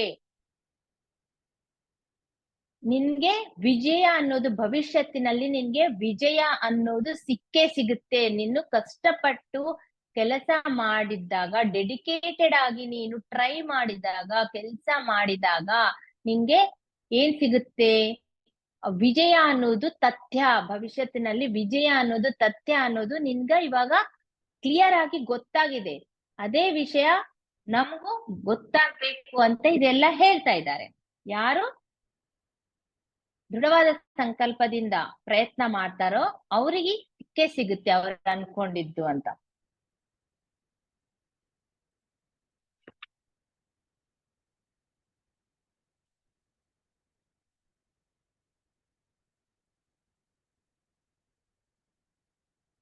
ಸೊ ಈ 4ನೇ ತಲದಲ್ಲಿ ಯಾರಿರ್ತಾರೆ ಅಂತಂದ್ರೆ, 4ನೇ ತಲ ಅನ್ನೋದು 3ನೇ ತಲಕ್ಕೆ ಒಂದು ಎಕ್ಸ್ಟೆನ್ಷನ್ ಇದ್ದಂಗೆ. ಆಲ್ಮೋಸ್ಟ್ ಆಲ್ 3ನೇ ತಲದಲ್ಲಿ ಯಾರಿರ್ತಾರೋ 4ನೇ ತಲದಲ್ಲಿ ಕೂಡ ಅವರೇ ಇನ್ನು ಪರ್ಫೆಕ್ಷನ್ ಇದ್ದವ್ರು ಇರ್ತಾರೆ. ಅಂದ್ರೆ ಇದೇ ಸಂಗೀತಗಾರರಾಗ್ಲಿ, ಚಿತ್ರಗಾರರಾಗ್ಲಿ, ವಿಧ ನೈಪುಣ್ಯ ಇದ್ದವರೆಲ್ಲರೂ, ಬೇರೆ ಬೇರೆ ಫೀಲ್ಡ್ ನಲ್ಲಿ ಇದ್ದವರೆಲ್ಲರೂ ಇರ್ತಾರೆ. ಆದ್ರೆ ಅಲ್ಲಿ ಮೆಂಬರ್ಸ್ ಕಡಿಮೆ ಇರ್ತಾರೆ. ಒಂದು ಲೆವೆಲ್ಗಿಂತ ಒಂದು ಲೆವೆಲ್ಗೆ ಹೋಗಿದ್ದಾಗ ಪಾಪ್ಯುಲೇಷನ್ ಕಡಿಮೆ ಆಗ್ತಾ ಇರುತ್ತಲ್ಲ, ನಂಬರ್ ಆಫ್ ಮೆಂಬರ್ಸ್ ಅನ್ನೋದು ಕಡಿಮೆ ಇರ್ತಾರೆ. ಇಲ್ಲಿ ಪರಿಶೋಧನೆ ಮಾಡೋ ಡಾಕ್ಟರ್ಸ್ ಜಾಸ್ತಿ ಇರ್ತಾರೆ. ಆದ್ರೆ ಇಲ್ಲಿ ಇರೋರಿಗೆ ಇನ್ನೊಬ್ಬರಿಗೆ ಕಲಿಸಬೇಕು ಅಂತ ಕೋರಿಕೆ ಇರೋದಿಲ್ಲ. ಮೂರನೇ ತಲ 4ನೇ ತಲಕ್ಕೆ ಡಿಫ್ರೆನ್ಸ್ ಇದೆ. ಮೂರನೇ ತಲದಲ್ಲಿ ಕಂಪ್ಲೀಟ್ ಅಕಾಡೆಮೀಸ್ ಇದೆ, ಎಲ್ಲರೂ ಕಲಿಸ್ತಾ ಇದ್ದಾರೆ, ನೈಪುಣ್ಯ ಇದ್ದವರೆಲ್ಲರೂ. ಬಟ್ ಇಲ್ಲಿ ಕಲಿಸ್ಬೇಕು ಅಂತ ಇಚ್ಛೆ ಇವ್ರಿಗೆ ಇರೋದಿಲ್ಲ 4ನೇ ತಲದಲ್ಲಿ ಬಂದ್ಮೇಲೆ. ಏಕೆ ಅಂತಂದ್ರೆ ಅವರು ಜಾಸ್ತಿ ಪರಿಶೋಧನದ ಮೇಲೆ ಕಾನ್ಸಂಟ್ರೇಟ್ ಮಾಡ್ತಾರೆ. ಇವಾಗ ಒಂದು ಸೈಂಟಿಸ್ಟ್ ಇದಾರಪ್ಪ, ಅವ್ರು ಬಂದು ಲೆಕ್ಚರರ್ ಆಗಿ ಕೆಲಸ ಮಾಡ್ಬೇಕಂದ್ರೆ ಅವ್ರಿಗೆ ಇಷ್ಟ ಆಗುತ್ತಾ? ಟೈಮು ಅದೇ ಟೈಮು ಒಂದ್ 2 ತಾಸು ನಾನು ಟೀಚ್ ಮಾಡ್ಬೇಕು ಅಂತಂದ್ರೆ ಎಷ್ಟು ಟೈಮ್ ಬೇಕೋ ಆ ಟೈಮ್ ನಾನು ಪರಿಶೋಧನೆಯಲ್ಲಿ ಇಟ್ಟಿದ್ರೆ ಇನ್ನು ಜಾಸ್ತಿ ನಾನು ಕಂಡು ಹಿಡಿಬಹುದಲ್ವಾ? ಆ ಕಂಡು ಹಿಡಿದ್ರೆ ಕೂಡ ಅದು ಸಮಾಜಕ್ಕೆ ಅಲ್ಲ ಉಪಯೋಗ ಪಡೋದು. ಆ ತರ ಯೋಚನೆ ಇರುತ್ತೆ ಅವ್ರದ್ದು. ಅದಕ್ಕಾಗಿ ಜಾಸ್ತಿ ಪರಿಶೋಧನದಲ್ಲೇ ತಮ್ಮನ್ನ ತಾವು ತೊಡಗಿಸ್ಕೊಂಡು ಇರ್ತಾರೆ ಅವರು. ಅದು ಯಾವ ಫೀಲ್ಡ್ ಆಗ್ಲಿ ಪರವಾಗಿಲ್ಲ. ಅಲ್ಲಿ ವಿದ್ವಾಂಸರಿರ್ತಾರೆ, ಕಲಾಕಾರರಿರ್ತಾರೆ, ಡಾಕ್ಟರ್ಸ್ ಇರ್ತಾರೆ, ಪರಿಶೋಧನೆ ಮಾಡೋರು. ಎಷ್ಟೋ ರೋಗಗಳಿಗೆ ಹೊಸ ರೋಗಗಳಿಗೆ ಚಿಕಿತ್ಸೆ ಯಾವ ತರ ಚಿಕಿತ್ಸೆ ಮಾಡ್ಬೇಕು ಅಂತ, ಅದರ ಪರಿಷ್ಕಾರವನ್ನು ಯಾವ ತರ ಕಂಡುಕೋಬೇಕು ಅಂತ ಪರಿಶೋಧನೆ ಮಾಡ್ತಾ ಇರ್ತಾರೆ. ಎಷ್ಟೋ ಪರಿಶೋಧನೆ ಮಾಡೋರೆಲ್ಲರೂ ಕೂತ್ಕೊಂಡು ಒಂದು ಡಿಸ್ಕಷನ್ಸ್ ಮಾಡ್ತಾ ಇರ್ತಾರೆ ಅಲ್ಲಿ. ಇದೆಲ್ಲ ಮಾಡಿದ್ಮೇಲೆ ಆ ರಿಸಲ್ಟ್ ಏನ್ ಬರ್ತದಲ್ಲ, ಆ ರಿಸಲ್ಟ್ ಅನ್ನು ಏನ್ ಮಾಡ್ತಾರೆ, ರಿಸಲ್ಟ್ ಅನ್ನು ಮತ್ತೆ ಹೊಸ ವಿಷಯ ಯಾವ ಕಂಡುಹಿಡಿತಾರಲ್ಲ ಅದನ್ನೆಲ್ಲನ ಈ ಕೆಳಗೆ ಭೌತಿಕ ಪ್ರಪಂಚದಲ್ಲಿ ಯಾವ ಡಾಕ್ಟರ್ಸ್ ಇರ್ತಾರೋ, ಉನ್ನತ ಮಟ್ಟದಲ್ಲಿ ಇರುವ ಡಾಕ್ಟರ್ಸ್ ಮನಸ್ಸಿನ ಮೇಲೆ, ಆ ಮೆದಡಿನ ಕಣದ ಮೇಲೆ ಆ ಸಿದ್ಧಾಂತಗಳನ್ನು ಅವ್ರು ಇನ್ಸರ್ಟ್ ಮಾಡ್ತಾರೆ.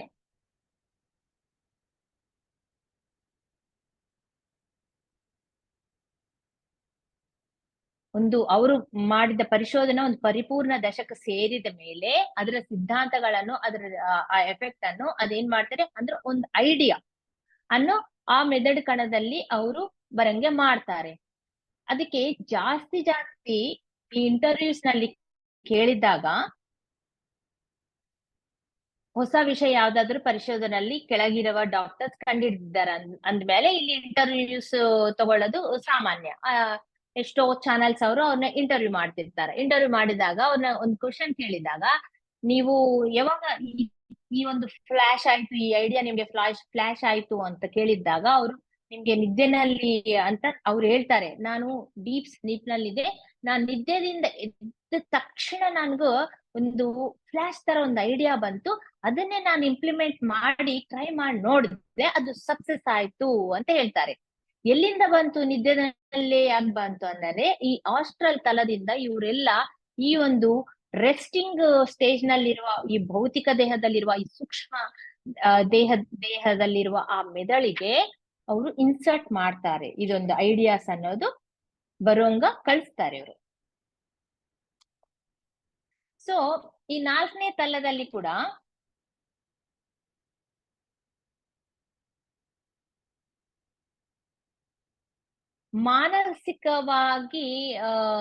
ಮಾನಸಿಕವಾಗಿ ಡಿಸ್ಟರ್ಬ್ ಆಗಿದ್ದವರು, ಪೆಟ್ಟು ತಿಂದವರು ಇರ್ತಾರಂತೆ ಮಾನಸಿಕವಾಗಿ. ಏಕೆ ಅಂತಂದ್ರೆ ಮಾನಸಿಕ ಶರೀರದಲ್ಲಿ ಈ ಒಂದು ಹಾಸ್ಟೆಲ್ ಬಾಡಿನಲ್ಲಿ, ಸೂಕ್ಷ್ಮ ದೇಹದಲ್ಲಿ ಕೂಡ ಮೆದುಳು ಅನ್ನೋದು ಇರುತ್ತೆ ಅಂತ ಹೇಳ್ತಾ ಇದ್ದಾರೆ. ಅಷ್ಟೇ ಅಲ್ಲ, ಮನಸ್ಸು ಕೂಡ ಇದೆ, ಮೆದುಳು ಕೂಡ ಇದೆ ಅಂತ ಹೇಳ್ತಾ ಇದ್ದಾರೆ. ಅಲ್ಲಿ ಕೂಡ ಇಲ್ಲಿ ಹಾರ್ಟ್ ಇದೆ, ಅಲ್ಲಿ ಹೃದಯ ಇದೆ, ಅಲ್ಲಿ ಹೃದಯ ಇದೆ, ಇಲ್ಲಿ ಮನಸ್ಸಿದೆ, ಅಲ್ಲಿ ಮನಸ್ಸಿದೆ. ಇಲ್ಲಿ ಈ ದೇಹದಲ್ಲಿ ಕೂಡ ಮೆದುಳು ಇದೆ, ಆ ದೇಹದಲ್ಲಿ ಸೂಕ್ಷ್ಮ ದೇಹದಲ್ಲಿ ಕೂಡ ಮೆದುಳು ಇರುತ್ತಂತೆ. ಸೊ ಅಲ್ಲಿ ಕೂಡ ವ್ಯಥ ಪಡೋರು ಇರ್ತಾರೆ, ಆ ಒಂದು ದಿಗ್ಲಾಗಿ ಕುಂತಿದವ್ರು ಇರ್ತಾರೆ, ಬಹಳ ಮೆಂಟಲಿ ಡಿಸ್ಟರ್ಬ್ ಆಗಿದವ್ರು ಇರ್ತಾರೆ. ಅದಕ್ಕಾಗಿ ಅಲ್ಲಿ ಮೆಂಟಲ್ ಡಾಕ್ಟರ್ಸ್ ಕೂಡ ಇರುತ್ತಾರಂತೆ, ಅಂದ್ರೆ ಸೈಕ್ರಿಯಾಟಿಸ್ಟ್ ತರ ಅವರು ಕೂಡ ಅವರಿಗೆ ಸೇವೆಗಳನ್ನು ಮಾಡ್ತಾ ಇರ್ತಾರೆ. ಆದ್ರೆ ಇವರು ಪಶ್ಚಾತ್ತಾಪದಿಂದ ಕೆಳಗೆ ಜನ್ಮದಲ್ಲಿ ಮಾಡಿರುವ ಎಲ್ಲಾ ಅವರು ಕೆಟ್ಟ ಕೆಲಸಗಳನ್ನು ಮತ್ತೆ ಅವರು ನೆನಪಿಸ್ಕೊಂಡು ಆ ಒಂದು ಪಶ್ಚಾತ್ತಾಪವನ್ನು ಪಡ್ಕೊಂತ ಅವು ಜಲ್ದಿ ಮರ್ತೇ ಹೋಗೋದಿಲ್ಲ, ಅವ್ರು ಅದನ್ನೇ ರಿಪೀಟ್ ಮಾಡ್ಕೊಂತ ಇರ್ತಾರೆ. ಅದಕ್ಕಾಗಿ ಮಾನಸಿಕವಾಗಿ ಅವ್ರು ಬಹಳ ಡಿಸ್ಟರ್ಬ್ ನಲ್ಲಿ ಇರ್ತಾರೆ. ಇಂಥ ಕೇಸ್ನೆಲ್ಲ ಅವರು ಡೀಲ್ ಮಾಡ್ತಾ ಇರ್ತಾರೆ. ಯಾರು ಅದರಲ್ಲಿ ಒಂದು ಸೈಕ್ರಿಯಾಟಿಸ್ಟ್ ಫೀಲ್ಡ್ ನಲ್ಲಿ ಯಾರು ಡಾಕ್ಟರ್ಸ್ ಇರ್ತಾರೋ ಅವ್ರು ಪರ್ಫೆಕ್ಟ್ ಇದ್ದವರೆಲ್ಲ ಈ ಕೇಸಸ್ ನ ಡೀಲ್ ಮಾಡ್ತಾ ಇರ್ತಾರಂತೆ. ಇನ್ನು 5ನೇ ಮತ್ತೆ 6ನೇ ತಲದಲ್ಲಿ ಎಷ್ಟೋ ಇಲ್ಲಿ ಕೂಡ ಪರಿಶೋಧಕರು ಇರ್ತಾರೆ, ಮಾನಸಿಕ ವಿಶ್ಲೇಷಕರು, ಮೆದುಳು, ಹೃದಯ ಮತ್ತೆ ಇತರ ಭಾಗಗಳ ಸ್ಪೆಷಲಿಸ್ಟ್ ಇರ್ತಾರಂತೆ ಇಲ್ಲಿ. ಸೈನ್ಸ್ ನಲ್ಲಿ ಬೇರೆ ಬೇರೆ ಶಾಖಗಳಲ್ಲಿ ಈ ಸ್ಪೆಷಲಿಸ್ಟ್ ಮತ್ತೆ ಡಾಕ್ಟರ್ಸ್ ಇವ್ರು ಯಾರಿರ್ತಾರಲ್ಲ, ಇವರು ಎಷ್ಟೋ ಜನ್ಮಗಳಿಂದ ಅದೇ ಅಂತ ಒಂದು ಡಾಕ್ಟರ್ ಜನ್ಮಗಳನ್ನೇ ಯಾರು ತಗೊಂತಾ ಇರ್ತಾರೋ ಇವರು ಪರಿಶೋಧನೆ ಮಾಡಿ ಮಾನವ ಶ್ರೇಯಸ್ಸ ಸಲುವಾಗಿ ಹೊಸ ಹೊಸ ವಿಷಯಗಳನ್ನು ಕಂಡುಹಿಡಿತಾ ಇರ್ತಾರೆ. ಅಂತವರು ಅಲ್ಲಿ ಮೇಲೆ ಇದ್ದು ಆ ಪರಿಶೋಧನೆ ಮಾಡ್ತಾ ಇರ್ತಾರೆ. ತತ್ವವೇತ್ತಗಳ ಬೃಂದಗಳು ಕೂಡ ಇಲ್ಲಿದೆ ಅಂತ ಹೇಳ್ತಾ ಇದ್ದಾರೆ, 5ನೇ ತಲದಲ್ಲಿ 6ನೇ ತಲದಲ್ಲಿ. ಆದ್ರೆ ಇಲ್ಲಿ ಕೂಡ ಧ್ಯಾನ ಮಾಡೋರು ಕೂಡ ಇರ್ತಾರೆ, ಆಧ್ಯಾತ್ಮಿಕದಲ್ಲಿ ಪುರೋಗತಿ ಹೊಂದಿದವರು ಕೂಡ ಇಲ್ಲಿ ಇರ್ತಾರೆ. ಅವ್ರ ನಂಬಿಕೆ ಏನು, ಜೀವೈಕ್ಯ ಪದ್ಧತಿಗಳಿಂದ ಈ ಮಾನವ ಜಾತಿಗೆ ನಾವು ಮೇಲನ್ನು ಮಾಡಬಹುದು, ಒಳ್ಳೆ ಪದ್ಧತಿಗಳನ್ನು ನಾವು ಕೊಡ್ಬೋದು ಅಂತ ಅವರು ಅದರಲ್ಲಿ ನಿಷ್ಣಾತರಾದವರು ಆ ಒಂದು ವಿಷಯಗಳನ್ನು ನಮ್ಗೆ ತಿಳಿಸ್ತಾ ಇರ್ತಾರೆ. ಇನ್ನ ಮತದಲ್ಲಿ ಮುಳುಗಿ ಹೋಗಿದ್ದವರು ಕೂಡ ಅಲ್ಲಿ ಇರ್ತಾರೆ. ಅಂತಂದ್ರೆ ಒಂದು ಮತಕ್ಕೆ ಸಂಬಂಧಪಟ್ಟವ್ರಂತಲ್ಲ, ಬಟ್ ಏನು ಆ ಒಂದು ಮತದಲ್ಲಿ ಒಂದು ಒಳ್ಳೆ ವಿಷಯ ಸಿದ್ಧಾಂತ ಇರುತ್ತೆ, ಇನ್ನೊಂದು ಮತದಲ್ಲಿ ಇನ್ನೊಂದು ಒಳ್ಳೆ ಸಿದ್ಧಾಂತ ಇರ್ಬೋದು. ಎಲ್ಲವನ್ನು ಕಲೆಕ್ಟ್ ಮಾಡಿ ಒಂದೊಂದು ಈ ಮತದಲ್ಲಿ ಯಾವುದು ಉನ್ನತವಾದ ಸಿದ್ಧಾಂತ ಇದೆಯೋ ಅದನ್ನ ತೆಗೆದುಕೊಂಡು ಇನ್ನೊಂದು ಮತದಲ್ಲಿರುವ ಸಿದ್ಧಾಂತವನ್ನು ತೆಗೆದುಕೊಂಡು ಏನ್ ಮಾಡ್ತಾರೆ, ಎಲ್ಲವೂ ಸೇರಿಸಿ ಇನ್ನೊಂದು ಹೊಸ ಸಿದ್ಧಾಂತ ತರ ಅದನ್ನ ಮಾಡಿ ಒಂದು ಪರಿಪೂರ್ಣವಾದ ಮತವನ್ನು ರೂಪಿಸಿ ಅದನ್ನ ಕೊಡ್ಬೇಕು ಈ ಒಂದು ಮಾನವ ಜಾತಿಗೆ ಅನ್ನುವ ಒಂದು ಆಲೋಚನದಲ್ಲಿ ಇದ್ದ ಅವರು ಕೂಡ ಇರ್ತಾರೆ. ಇವರಿಗೆಲ್ಲರಿಗೆ ದೇವ ಅವರು ಬಹಳ ಬಹಳ ಹೆಲ್ಪ್ ಮಾಡ್ತಾರೆ. ಅಲ್ಲಿ ಈ 5ನೇ 6ನೇ ತಲದಲ್ಲಿ ಈ ದೇವಾಸು ಜಾಸ್ತಿ ಈ ಒಂದು ಮನುಷ್ಯರಿಗೆ ಹೆಲ್ಪ್ ಮಾಡ್ತಾ ಇರ್ತಾರೆ. ಈ ತರ ಆಲೋಚನೆ ಇದ್ದವರಿಗೆಲ್ಲ ಬಹಳ ಹೆಲ್ಪ್ ಮಾಡ್ತಾ ಇರ್ತಾರೆ. ಈ ಸ್ಥಾಯಿನಲ್ಲಿ ಅವರು ಏನ್ ಮಾಡ್ತಾರೆ ಅಂತಂದ್ರೆ, ದೇವಾಸ ಆಗ್ಲಿ ಮನುಷ್ಯರಾಗ್ಲಿ ಎಲ್ಲ ಪ್ರಪಂಚದ ಆರ್ಥಿಕ ಸಮಸ್ಯೆಗಳ ಬಗ್ಗೆ ಚರ್ಚೆ ಮಾಡ್ತಾ ಇರ್ತಾರೆ. ಇದ್ರ ಬಗ್ಗೆ ಕಾನ್ಫರೆನ್ಸಸ್ ನಡೀತಾ ಇರುತ್ತೆ. ಅದು ಒಂದು ತಿಂಗಳಾನ್ಗಂಟ್ಲೆ ವರ್ಷಾನ್ಗಂಟ್ಲೆ ಈ ಕಾನ್ಫರೆನ್ಸಸ್ ಅನ್ನೋದು ನಡೀತಾ ಇರುತ್ತೆ. ಅದ್ರ ಫೈನಲ್ ಒಂದು ಡೆಸಿಷನ್ ತಗೋಬೇಕಂದ್ರೆ ಅಷ್ಟು ಸುದೀರ್ಘವಾಗಿ ಅವ್ರ ಚರ್ಚೆಗಳನ್ನು ಅಲ್ಲಿ ನಡೆಸ್ತಾ ಇರ್ತಾರೆ. ಈ ಸ್ಪೆಷಲಿಸ್ಟ್ ಎಲ್ಲ ಒಂದು ನಿರ್ದಿಷ್ಟವಾದ ನಿರ್ಣಯಕ್ಕೆ ಬಂದ ಮೇಲೆ ಅದನ್ನ ಈ ಒಂದು ಅಮಲ್ನಲ್ಲಿ ಇಟ್ಟು ನೋಡ್ಬೇಕಲ್ವಾ. ಅವಾಗ ಅದು ಒಂದು ಇಂಪ್ಲಿಮೆಂಟ್ ಮಾಡಿ ನೋಡ್ಬೇಕಲ್ಲ, ಅದ್ರ ರಿಸಲ್ಟ್ ಹೆಂಗಿರುತ್ತೋ. ಅವಾಗ ಏನ್ ಮಾಡ್ತಾರೆ ಅಂತಂದ್ರೆ, ಈ ಟೋಟಲ್ ಇಂಟರ್ನ್ಯಾಷನಲ್ ಇಶ್ಯೂಸ್ ಯಾವ ಇದಾವೋ ಒಂದು ಪರಿಷ್ಕಾರಗೋಸ್ಕರ ಈ ಪ್ರಪಂಚದ ಸಮಸ್ಯೆಗಳು ಇಂಥದ್ರ ಮೇಲೆ ವರ್ಕ್ ಮಾಡ್ತಾ ಇದ್ದಾಗೆ ಒಂದು ಪರಿಷ್ಕಾರ ಅಂತ ಕಂಡು ಹಿಡ್ಕೊಂಡಿದ್ಮೇಲೆ ಆ ಒಂದು ಐಡಿಯಾನು ಏನ್ ಮಾಡ್ತಾರೆ, ಯಾರ್ ತಲೆಯಲ್ಲಿ ಇನ್ಸರ್ಟ್ ಮಾಡ್ತಾರೆ ಅಂತಂದ್ರೆ, ಮನುಷ್ಯನ ಮಾತಾದ್ರೂ ಈ ಪ್ರಪಂಚ ದೇಶಗಳೆಲ್ಲ ಕೇಳ್ತಾರೋ ಅಂತ ಒಂದು ಲೀಡಿಂಗ್ ನಲ್ಲಿ ಇರುವ ಅವರೊಂದು ರಾಜಕೀಯ ನಾಯಕ ಆಗ್ಲಿ, ಒಂದು ಪ್ರಮುಖ ವ್ಯಕ್ತಿ ಆಗ್ಲಿ, ಒಂದು ವ್ಯಾಪಾರ ವ್ಯಕ್ತಿ ಆಗ್ಲಿ, ಯಾರಾದರಾಗ್ಲಿ ಒಂದು ಪ್ರಮುಖರು ಅಂತ ನಾವೇನ್ ಹೇಳ್ತೀವಲ್ಲ, ಅವ್ರ ನಿರ್ಣಯಗಳನ್ನೆಲ್ಲ ಇವರು ಈ ಪಾರ್ಟಿ ಲೀಡರ್ಸ್ ಇರ್ತಾರೆ, ಅವರ ತಲೆಯಲ್ಲಿ ಹೋಗಂಗ ಮಾಡ್ತಾರೆ. ಆಕ್ಚುಲಿ ಮಾಡಿದ್ದಾಗ ಏನಾಗ್ತದೆ, ಅವ್ರ ಅಂಡರ್ ನಲ್ಲಿ ಇವ್ರು ವರ್ಕ್ ಮಾಡ್ತಾ ಇರ್ತಾರೆ. ಅವ್ರ ಯೋಚನೆಗಳಿಗೆ ತಕ್ಕಂಗ ಇವ್ರು ಇಲ್ಲಿ ವರ್ಕ್ ಮಾಡ್ತಾ ಇರ್ತಾರೆ. ಫಸ್ಟ್ ಅವರು ಫೇಮಸ್ ಇರೋದಿಲ್ಲ, ಆ ಪಾರ್ಟಿ ಲೀಡರ್ ಆಗ್ಲಿ, ಇನ್ನೊಂದು ರಾಜಕೀಯ ವ್ಯಕ್ತಿ ಆಗ್ಲಿ ಜಾಸ್ತಿ ಏನು ಫೇಮಸ್ ಇರೋದಿಲ್ಲ. ಇದ್ದಕ್ಕಿದ್ದಾಗನೆ ಜಾಸ್ತಿ ಫೇಮಸ್ ಆಗ್ಬಿಟ್ಟು ಪ್ರಪಂಚ ದೇಶಗಳೆಲ್ಲ ಅವ್ರ ಹೆಸರನ್ನೇ ತಗೊಂತಾ ಇರ್ತಾರೆ. ಅಬ್ಬಾ ಎಷ್ಟು ಗ್ರೇಟ್ ಪರ್ಸನ್. ನಾವು ಇವಾಗ ನಡೀತಾ ಇರುವ ಈ ಒಂದು ರಾಜಕೀಯ ಒಂದು ಪೊಲಿಟಿಕ್ಸ್ ಅನ್ನು ನೋಡಿದ್ರೆ ಗೊತ್ತಾಗುತ್ತೆ ನಮ್ಗೆ, ಈ ಮೋದಿ ಅವರ ಹೆಸರು ಪ್ರತಿಯೊಂದು ದೇಶದಲ್ಲಿ ನಮ್ ಕೇಳಿಸ್ತಾ ಇರುತ್ತೆ. ಅಂದ್ರೆ ಅಷ್ಟು ಫೇವರೇಟ್ ಪರ್ಸನ್ ಆಗಿದ್ದಾರೆ ಇವರು ಇತ್ತೀಚೆಗೆ. ಏನು ಅಂತಂದ್ರೆ ಇದ್ರ ಹಿಂದೆ ಆಸ್ಟ್ರಲ್ ವರ್ಲ್ಡ್ಸ್ ನಲ್ಲಿ ಎಷ್ಟೋ ವರ್ಕ್ ನಡೀತಾ ಇರುತ್ತೆ, ಆಧ್ಯಾತ್ಮಿಕವಾಗಿ ಒಂದು ಕೆಲಸ ಅನ್ನೋದು ನಡೀತಾ ಇರುತ್ತೆ. ಸೊ ಈ ವಿಶ್ವ ರಕ್ಷಕರು ಯಾರಿರ್ತಾರಲ್ಲ ಅವರು ಇಂತ ಒಂದು ಕೇಪಬಿಲಿಟಿ ಇರುವ ಒಂದು ಪರ್ಸನಾಲಿಟಿಯನ್ನ ಸೆಲೆಕ್ಟ್ ಮಾಡ್ಕೊಂಡು ಅವರಲ್ಲಿ ಈ ತರ ಒಂದು ಶಕ್ತಿಯನ್ನು ತುಂಬುತ್ತಾರೆ, ಒಂದು ಐಡಿಯಾಸ್ ಅನ್ನು ತುಂಬುತ್ತಾರೆ, ಒಂದು ಲೀಡಿಂಗ್ ನಲ್ಲಿ ಇರುವ ತರ. ಅಂದ್ರೆ ಇಲ್ಲಿ ಅವ್ರಿಗೆ ಏನ್ ಬೇಕು ಫೈನಲಿ ಅಂತಂದ್ರೆ ಎಲ್ಲಾ ಪ್ರಪಂಚ ಉನ್ನತಿಯನ್ನು ಸಾಧಿಸ್ಬೇಕು, ಶಾಂತಿ ಮಾರ್ಗದಲ್ಲಿ ಹೋಗ್ಬೇಕು, ಈ ಯುದ್ಧಗಳು ಕಡಿಮೆ ಆಗ್ಬೇಕು, ಅವಾಗ ಮಾತ್ರ ಪರಿಣಿತಿ ಅನ್ನೋದು ಹೊಂದಕ್ಕೆ ಅವಕಾಶವಿರುತ್ತಲ್ವಾ. ಅದಕ್ಕಾಗಿ ಇಂಥವ್ರನ್ನ ಸೆಲೆಕ್ಟ್ ಮಾಡ್ಕೊಂಡು ಅವರು ಕೆಲಸ ಮಾಡ್ತಾ ಇರ್ತಾರೆ ಈ ವಿಶ್ವ ರಕ್ಷಕರೆಲ್ಲ. ಆದ್ರೆ ಆ ಕೆಲ್ಸ ಯಾವಾಗ ಮುಗೀತೋ ಅವಾಗ ಅವ್ರ ಮ್ಯಾಲಿಂದ ಇವ್ರ ಪ್ರಭಾವ ಅನ್ನೋದು ಹೋಗ್ಬಿಡುತ್ತೆ. ಏಕೆ ಅಂತಂದ್ರೆ ಮಾನವರಿಗೆ ಏನಿರುತ್ತೆ, ಸಂಕಲ್ಪ ಸ್ವೇಚ್ಛ ಅನ್ನೋದಿರುತ್ತೆ. ಅಂದ್ರೆ ಒಬ್ಬರ ಅಂಡರ್ ನಲ್ಲಿ ಅವರು ಕೆಲಸ ಮಾಡಬೇಕಾಗಿಲ್ಲ. ಒಂದು ಪ್ರಪಂಚದ ಶಾಂತಿಗೋಸ್ಕರ ಆಗ್ಲಿ ಪರಿಣಿತಿಗೋಸ್ಕರ ಆ ತರ ಯೂಸ್ ಮಾಡ್ಕೊಂತಾರೆ ಸ್ವಲ್ಪ ಕೆಲವು ವ್ಯಕ್ತಿಗಳನ್ನ.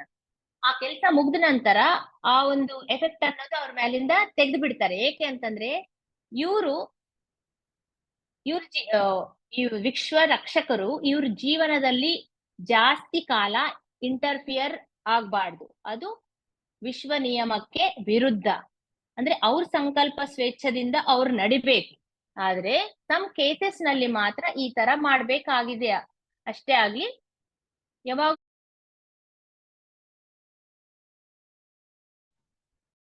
ಸೊ ಈ ತಲದಲ್ಲಿ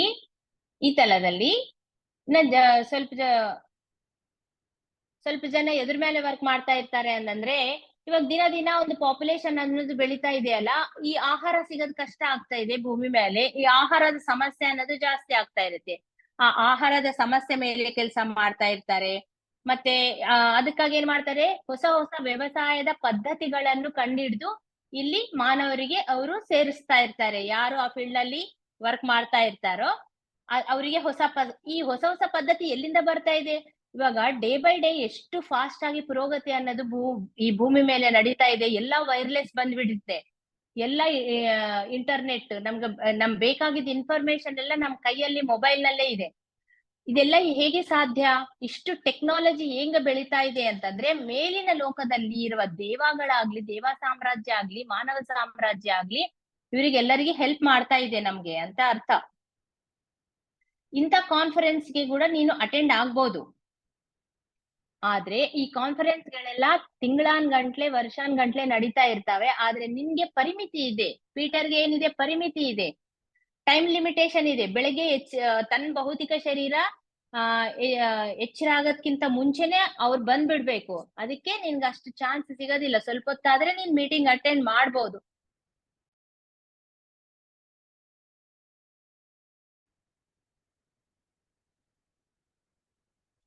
ಸೊ ಈ ದೇವ ಒಂದು 2 minutes ನಲ್ಲಿ ಕ್ಲೋಸ್ ಮಾಡೋಣ. ಆದ್ರೆ ಇದೆಲ್ಲ ನಮ್ಗೆ ಗೊತ್ತಾಗ್ಬೇಕು. ಇದೆಲ್ಲ ಹೊಸ ಹೊಸ ಟೆಕ್ನಾಲಜಿ ಆಗ್ಲಿ, ಎಷ್ಟು ಪುರೋಗತಿ, ಒಂದು 10 ವರ್ಷದಲ್ಲಿ ನಾವು ನೋಡಿದ್ರೆ ಎಷ್ಟೋ ಟೆಕ್ನಾಲಜಿ ಡೆವಲಪ್ ಆಗಿದೆ, ನಾವು ಎಷ್ಟೋ ಪುರೋಗತಿಯನ್ನು ಸಾಧಿಸ್ತಾ ಇದೀವಿ. ಇದ್ರ ಹಿಂದೆ ಎಲ್ಲ ಈ 5ನೇ 6ನೇ ತಲದಲ್ಲಿರುವ ದೇವ ಸಾಮ್ರಾಜ್ಯ, ಮನುಷ್ಯರ ಸಾಮ್ರಾಜ್ಯದ ಕೆಲಸ ಇದು ಅಂತ ನಮ್ಗೆ ಗೊತ್ತಾಗ್ಬೇಕು. ಈ ದೇವಾಸ್ ಏನು ಕೆಲಸ ಜಾಸ್ತಿ ಮಾಡ್ತಾರೆ ಅಂದ್ರೆ, ಇವ್ ಪ್ರಕೃತಿಗೆ ಸಂಬಂಧಪಟ್ಟಿರುವ ಒಂದು ಕೆಲಸಗಳನ್ನು ಜಾಸ್ತಿ ಮಾಡ್ತಾ ಇರ್ತಾರೆ. ಈ ಒಂದು ಪ್ರಕೃತಿ ಎಲ್ಲ ಇವ್ರ ಕಂಟ್ರೋಲ್ ನಲ್ಲೇ ಇರ್ತದೆ. ಯಾವ ಪ್ರಕೃತಿ? ಭೂಮಿ ಮೇಲೆ ಇರುವ ಪ್ರಕೃತಿ ಇವ್ರ ಕಂಟ್ರೋಲ್ ನಲ್ಲಿ ಇರ್ತದೆ. ಈ ಸಮುದ್ರಗಳು, ಈ ಗಾಳಿ, ಈ ಸೂರ್ಯರಶ್ಮಿ, ಇವೆಲ್ಲ ವ್ಯವಸಾಯದಲ್ಲಿ ಯಾವ ತರ ಉಪಯೋಗ ಮಾಡ್ಬೇಕು, ಈ ಒಂದು ಬೀಜಗಳನ್ನು ಯಾವ ತರ ಕರೆಕ್ಟ್ ಟೈಮ್ ನಲ್ಲಿ ಬಿತ್ತಿ ಈ ಕರೆಕ್ಟ್ ಟೈಮ್ ನಲ್ಲಿ ಇವು ಇದೆಲ್ಲ ಕರೆಕ್ಟ್ ಆಗಿ ಬರ್ಬೇಕು ಇವೆಲ್ಲ ಫೀಲ್ಡ್ ಅಂತ, ಇವರೆಲ್ಲ ಇದಕ್ಕೆ ಐಡಿಯಾಸ್ ಅನ್ನು ಕೊಡ್ತಾ ಇರ್ತಾರೆ. ತಮ್ಮ ಯೋಚನೆಗಳನ್ನು ಮಾನಸಿಕ ಪ್ರಕ್ರಿಯೆದೊಂದಿಗೆ ಇವರಿಗೆ ಯೋಚನೆಗಳನ್ನು ಕೊಡ್ತಾ ಇರ್ತಾರೆ. ಅದನ್ನ ಇವರು ಇಂಪ್ಲಿಮೆಂಟ್ ಮಾಡಿದಾಗ ಪರ್ಫೆಕ್ಟ್ ರಿಸಲ್ಟ್ ಅನ್ನೋದು ಬರುತ್ತೆ. ಆದ್ರೆ ನಾವೆಷ್ಟೋ ನೋಡಿದೀವಿ, ಈ ಗಾಳಿ ಬರುತ್ತೆ, ಟೊರ್ನಾಡೋ ಅಂತಾರೆ ಇದನ್ನ. ಟೊರ್ನಾಡೋ ಅಂತ ಬೇರೆ ಬೇರೆ ದೇಶಗಳಲ್ಲಿ ಇದು ಜಾಸ್ತಿ ನೋಡ್ತಾ ಇರ್ತೀವಿ. ಟೊರ್ನಾಡೋಸ್, ಡಿಫ್ರೆಂಟ್ ಟೊರ್ನಾಡೋಸ್ ನೋಡಿದೀವಿ. ಮೊನ್ನೆ ವಾಟ್ಸ್ಆಪ್ ನಲ್ಲಂತೂ ಬೆಂಕಿದಿಂದ ಟೊರ್ನಾಡೋ ಬಂದಿದೆ. ಅದು ಎಷ್ಟು ವಿಧ್ವಂಸವನ್ನು ಸೃಷ್ಟಿಸಿದೆ. ಗಾಳಿಲಿಂದ ನಾವು ನೋಡಿದ್ವಿ, ಬೆಂಕಿಯಿಂದ ಕೂಡ ನೋಡಿದ್ವಿ. ಈ ತುಫಾನ್ಗಳು ಬರುತ್ತೆ, ಭೂಕಂಪಗಳು ಬರುತ್ತೆ, ಈ ನ್ಯಾಚುರಲ್ ಕೆಲಾಮಿಟೀಸ್ ಏನ್ ಬರುತ್ತಲ್ಲ, ಅವಾಗ ವಿಪರೀತವಾದ ಜನ ನಷ್ಟ ಆಗುತ್ತೆ, ಆಸ್ತಿ ನಷ್ಟ ಆಗುತ್ತೆ, ಎಲ್ಲವೂ ಈ ಒಂದು ಟ್ರಾಜಡಿ ಏನಾಗುತ್ತಲ್ಲ ಅದಕ್ಕೆ ಕಾರಣ ಏನು? ಮತ್ತೆ ಇವರೆಲ್ಲ ಅದೇ ತರ ಈ ಪ್ರಕೃತಿನೆಲ್ಲ ಇವ್ರ ಕಂಟ್ರೋಲ್ ನಲ್ಲಿ ಇರ್ತದಲ್ಲ, ದೇವ ಸಾಮ್ರಾಜ್ಯ ಇದೆಲ್ಲ ಯಾಕೆ ಸೃಷ್ಟಿ ಮಾಡ್ತಾರೆ ಅಂತಂದ್ರೆ, ಯಾವಾಗ ಆ ಒಂದು ಪ್ಲೇಸ್ ನಲ್ಲಿ ಈ ಜನರು, ಈ ಸ್ತ್ರೀರಾಗ್ಲಿ ಪುರುಷರಾಗ್ಲಿ ಪ್ರಗತಿ ಮಾರ್ಗವನ್ನು ಬಿಟ್ಟು ನೇರವನ್ನು ಜಾಸ್ತಿ ಮಾಡ್ತಾ ಇರ್ತಾರೋ, ಆ ಒಂದು ಪ್ಲೇಸ್ ನಲ್ಲಿ ಇಂಥ ನ್ಯಾಚುರಲ್ ಕೆಲಾಮಿಟೀಸ್ ನ ಜಾಸ್ತಿ ಬರ್ತಾ ಇರ್ತವೆ ಅಂತ ಹೇಳ್ತಾ ಇದ್ದಾರೆ ಅಲ್ಲಿ. ಅದಕ್ಕೆ ಅಂದ್ರೆ ಅದನ್ನ ಸೃಷ್ಟಿ ಮಾಡಿದ್ದಾಗ ಅಲ್ಲಿರುವ ಪ್ರಭುತ್ವ ಎಚ್ಚರಗೊಳ್ಳಿ ಮತ್ತೆ ಫಾಸ್ಟ್ ಆಗಿ ರೀಬಿಲ್ಟ್ ಮಾಡ್ಕೊಳ್ಳುತ್ತಾ ಇಲ್ವಾ ಎಲ್ಲ ಅಂತ ರೀಬಿಲ್ಟ್ ಮಾಡ್ಕೊಂಬ ಕೆಪಾಸಿಟಿ ಅದಕ್ಕೆ ಬರುತ್ತೆ. ಅಂದ್ರೆ ಒಂಥರ ಲೇಜಿ ಆಗ್ಬಿಡ್ತಾರ, ಅಲ್ಲಿರುವ ಜನರು ಲೇಜಿ ಆಗ್ಬಿಟ್ಟು ನೇರಗಳು ಜಾಸ್ತಿ ಯಾರು ಮಾಡ್ತಾರೋ ಆ ಒಂದು ಪ್ಲೇಸ್ ನಲ್ಲಿ ಇಂಥವು ಸೃಷ್ಟಿ ಮಾಡಿದಾಗ ಏನಾಗುತ್ತೆ, ಅವರು ಮತ್ತೆ ಎಚ್ಚರನಲ್ಲಿ ಬಂದು ಆ ತಪ್ಪುಗಳನ್ನು ಕಡಿಮೆ ಮಾಡಕ್ಕೆ ಅವರು ಮತ್ತೆ ನೋಡ್ತಾರೆ, ಯಾಕೆ ಈ ತರ ಆಗಿದೆ ಅಂತ ಯೋಚನೆ ಮಾಡಿ ಮತ್ತೆ ಅವರು ಸಹಜ ಸ್ಥಿತಿಗೆ ಬರಕ ಅವಕಾಶ ಇರುತ್ತೆ ಅಂತ ಹೇಳ್ತಾ ಇದ್ದಾರೆ ಇಲ್ಲಿ.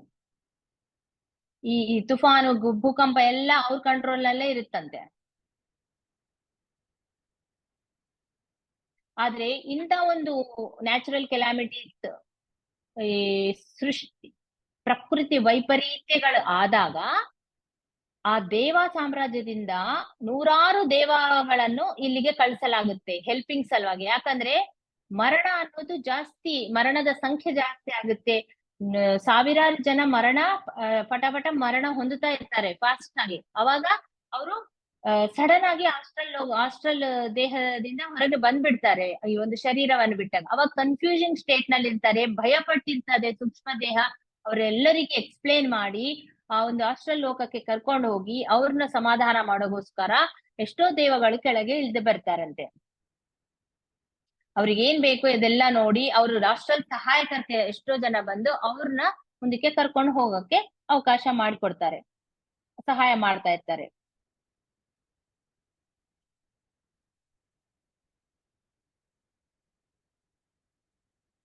ಅವಾಗ ಹಾಸ್ಟೆಲ್ ತಲದಿಂದ ಈ ಒಂದು ಹಾಸ್ಟೆಲ್ ಸಹಾಯಕರ ಮನುಷ್ಯ ರೂಪದಲ್ಲಿ ಇರುವ ಭೌತಿಕ ದೇಹ ಅಲ್ಲ, ಸೂಕ್ಷ್ಮ ದೇಹದಂದಿರುವ ಆ ಮಾನವ ಪ್ರಪಂಚದಿಂದ ಅವರು ಬರ್ತಾರೆ, ಮತ್ತೆ ಇವರು ಏಂಜಿಲ್ಸ್ ಕೂಡ ಬರ್ತಾರೆ, ಎಲ್ಲರೂ ಸೇರಿ ಸಹಾಯ ಮಾಡ್ತಾ ಇರ್ತಾರೆ.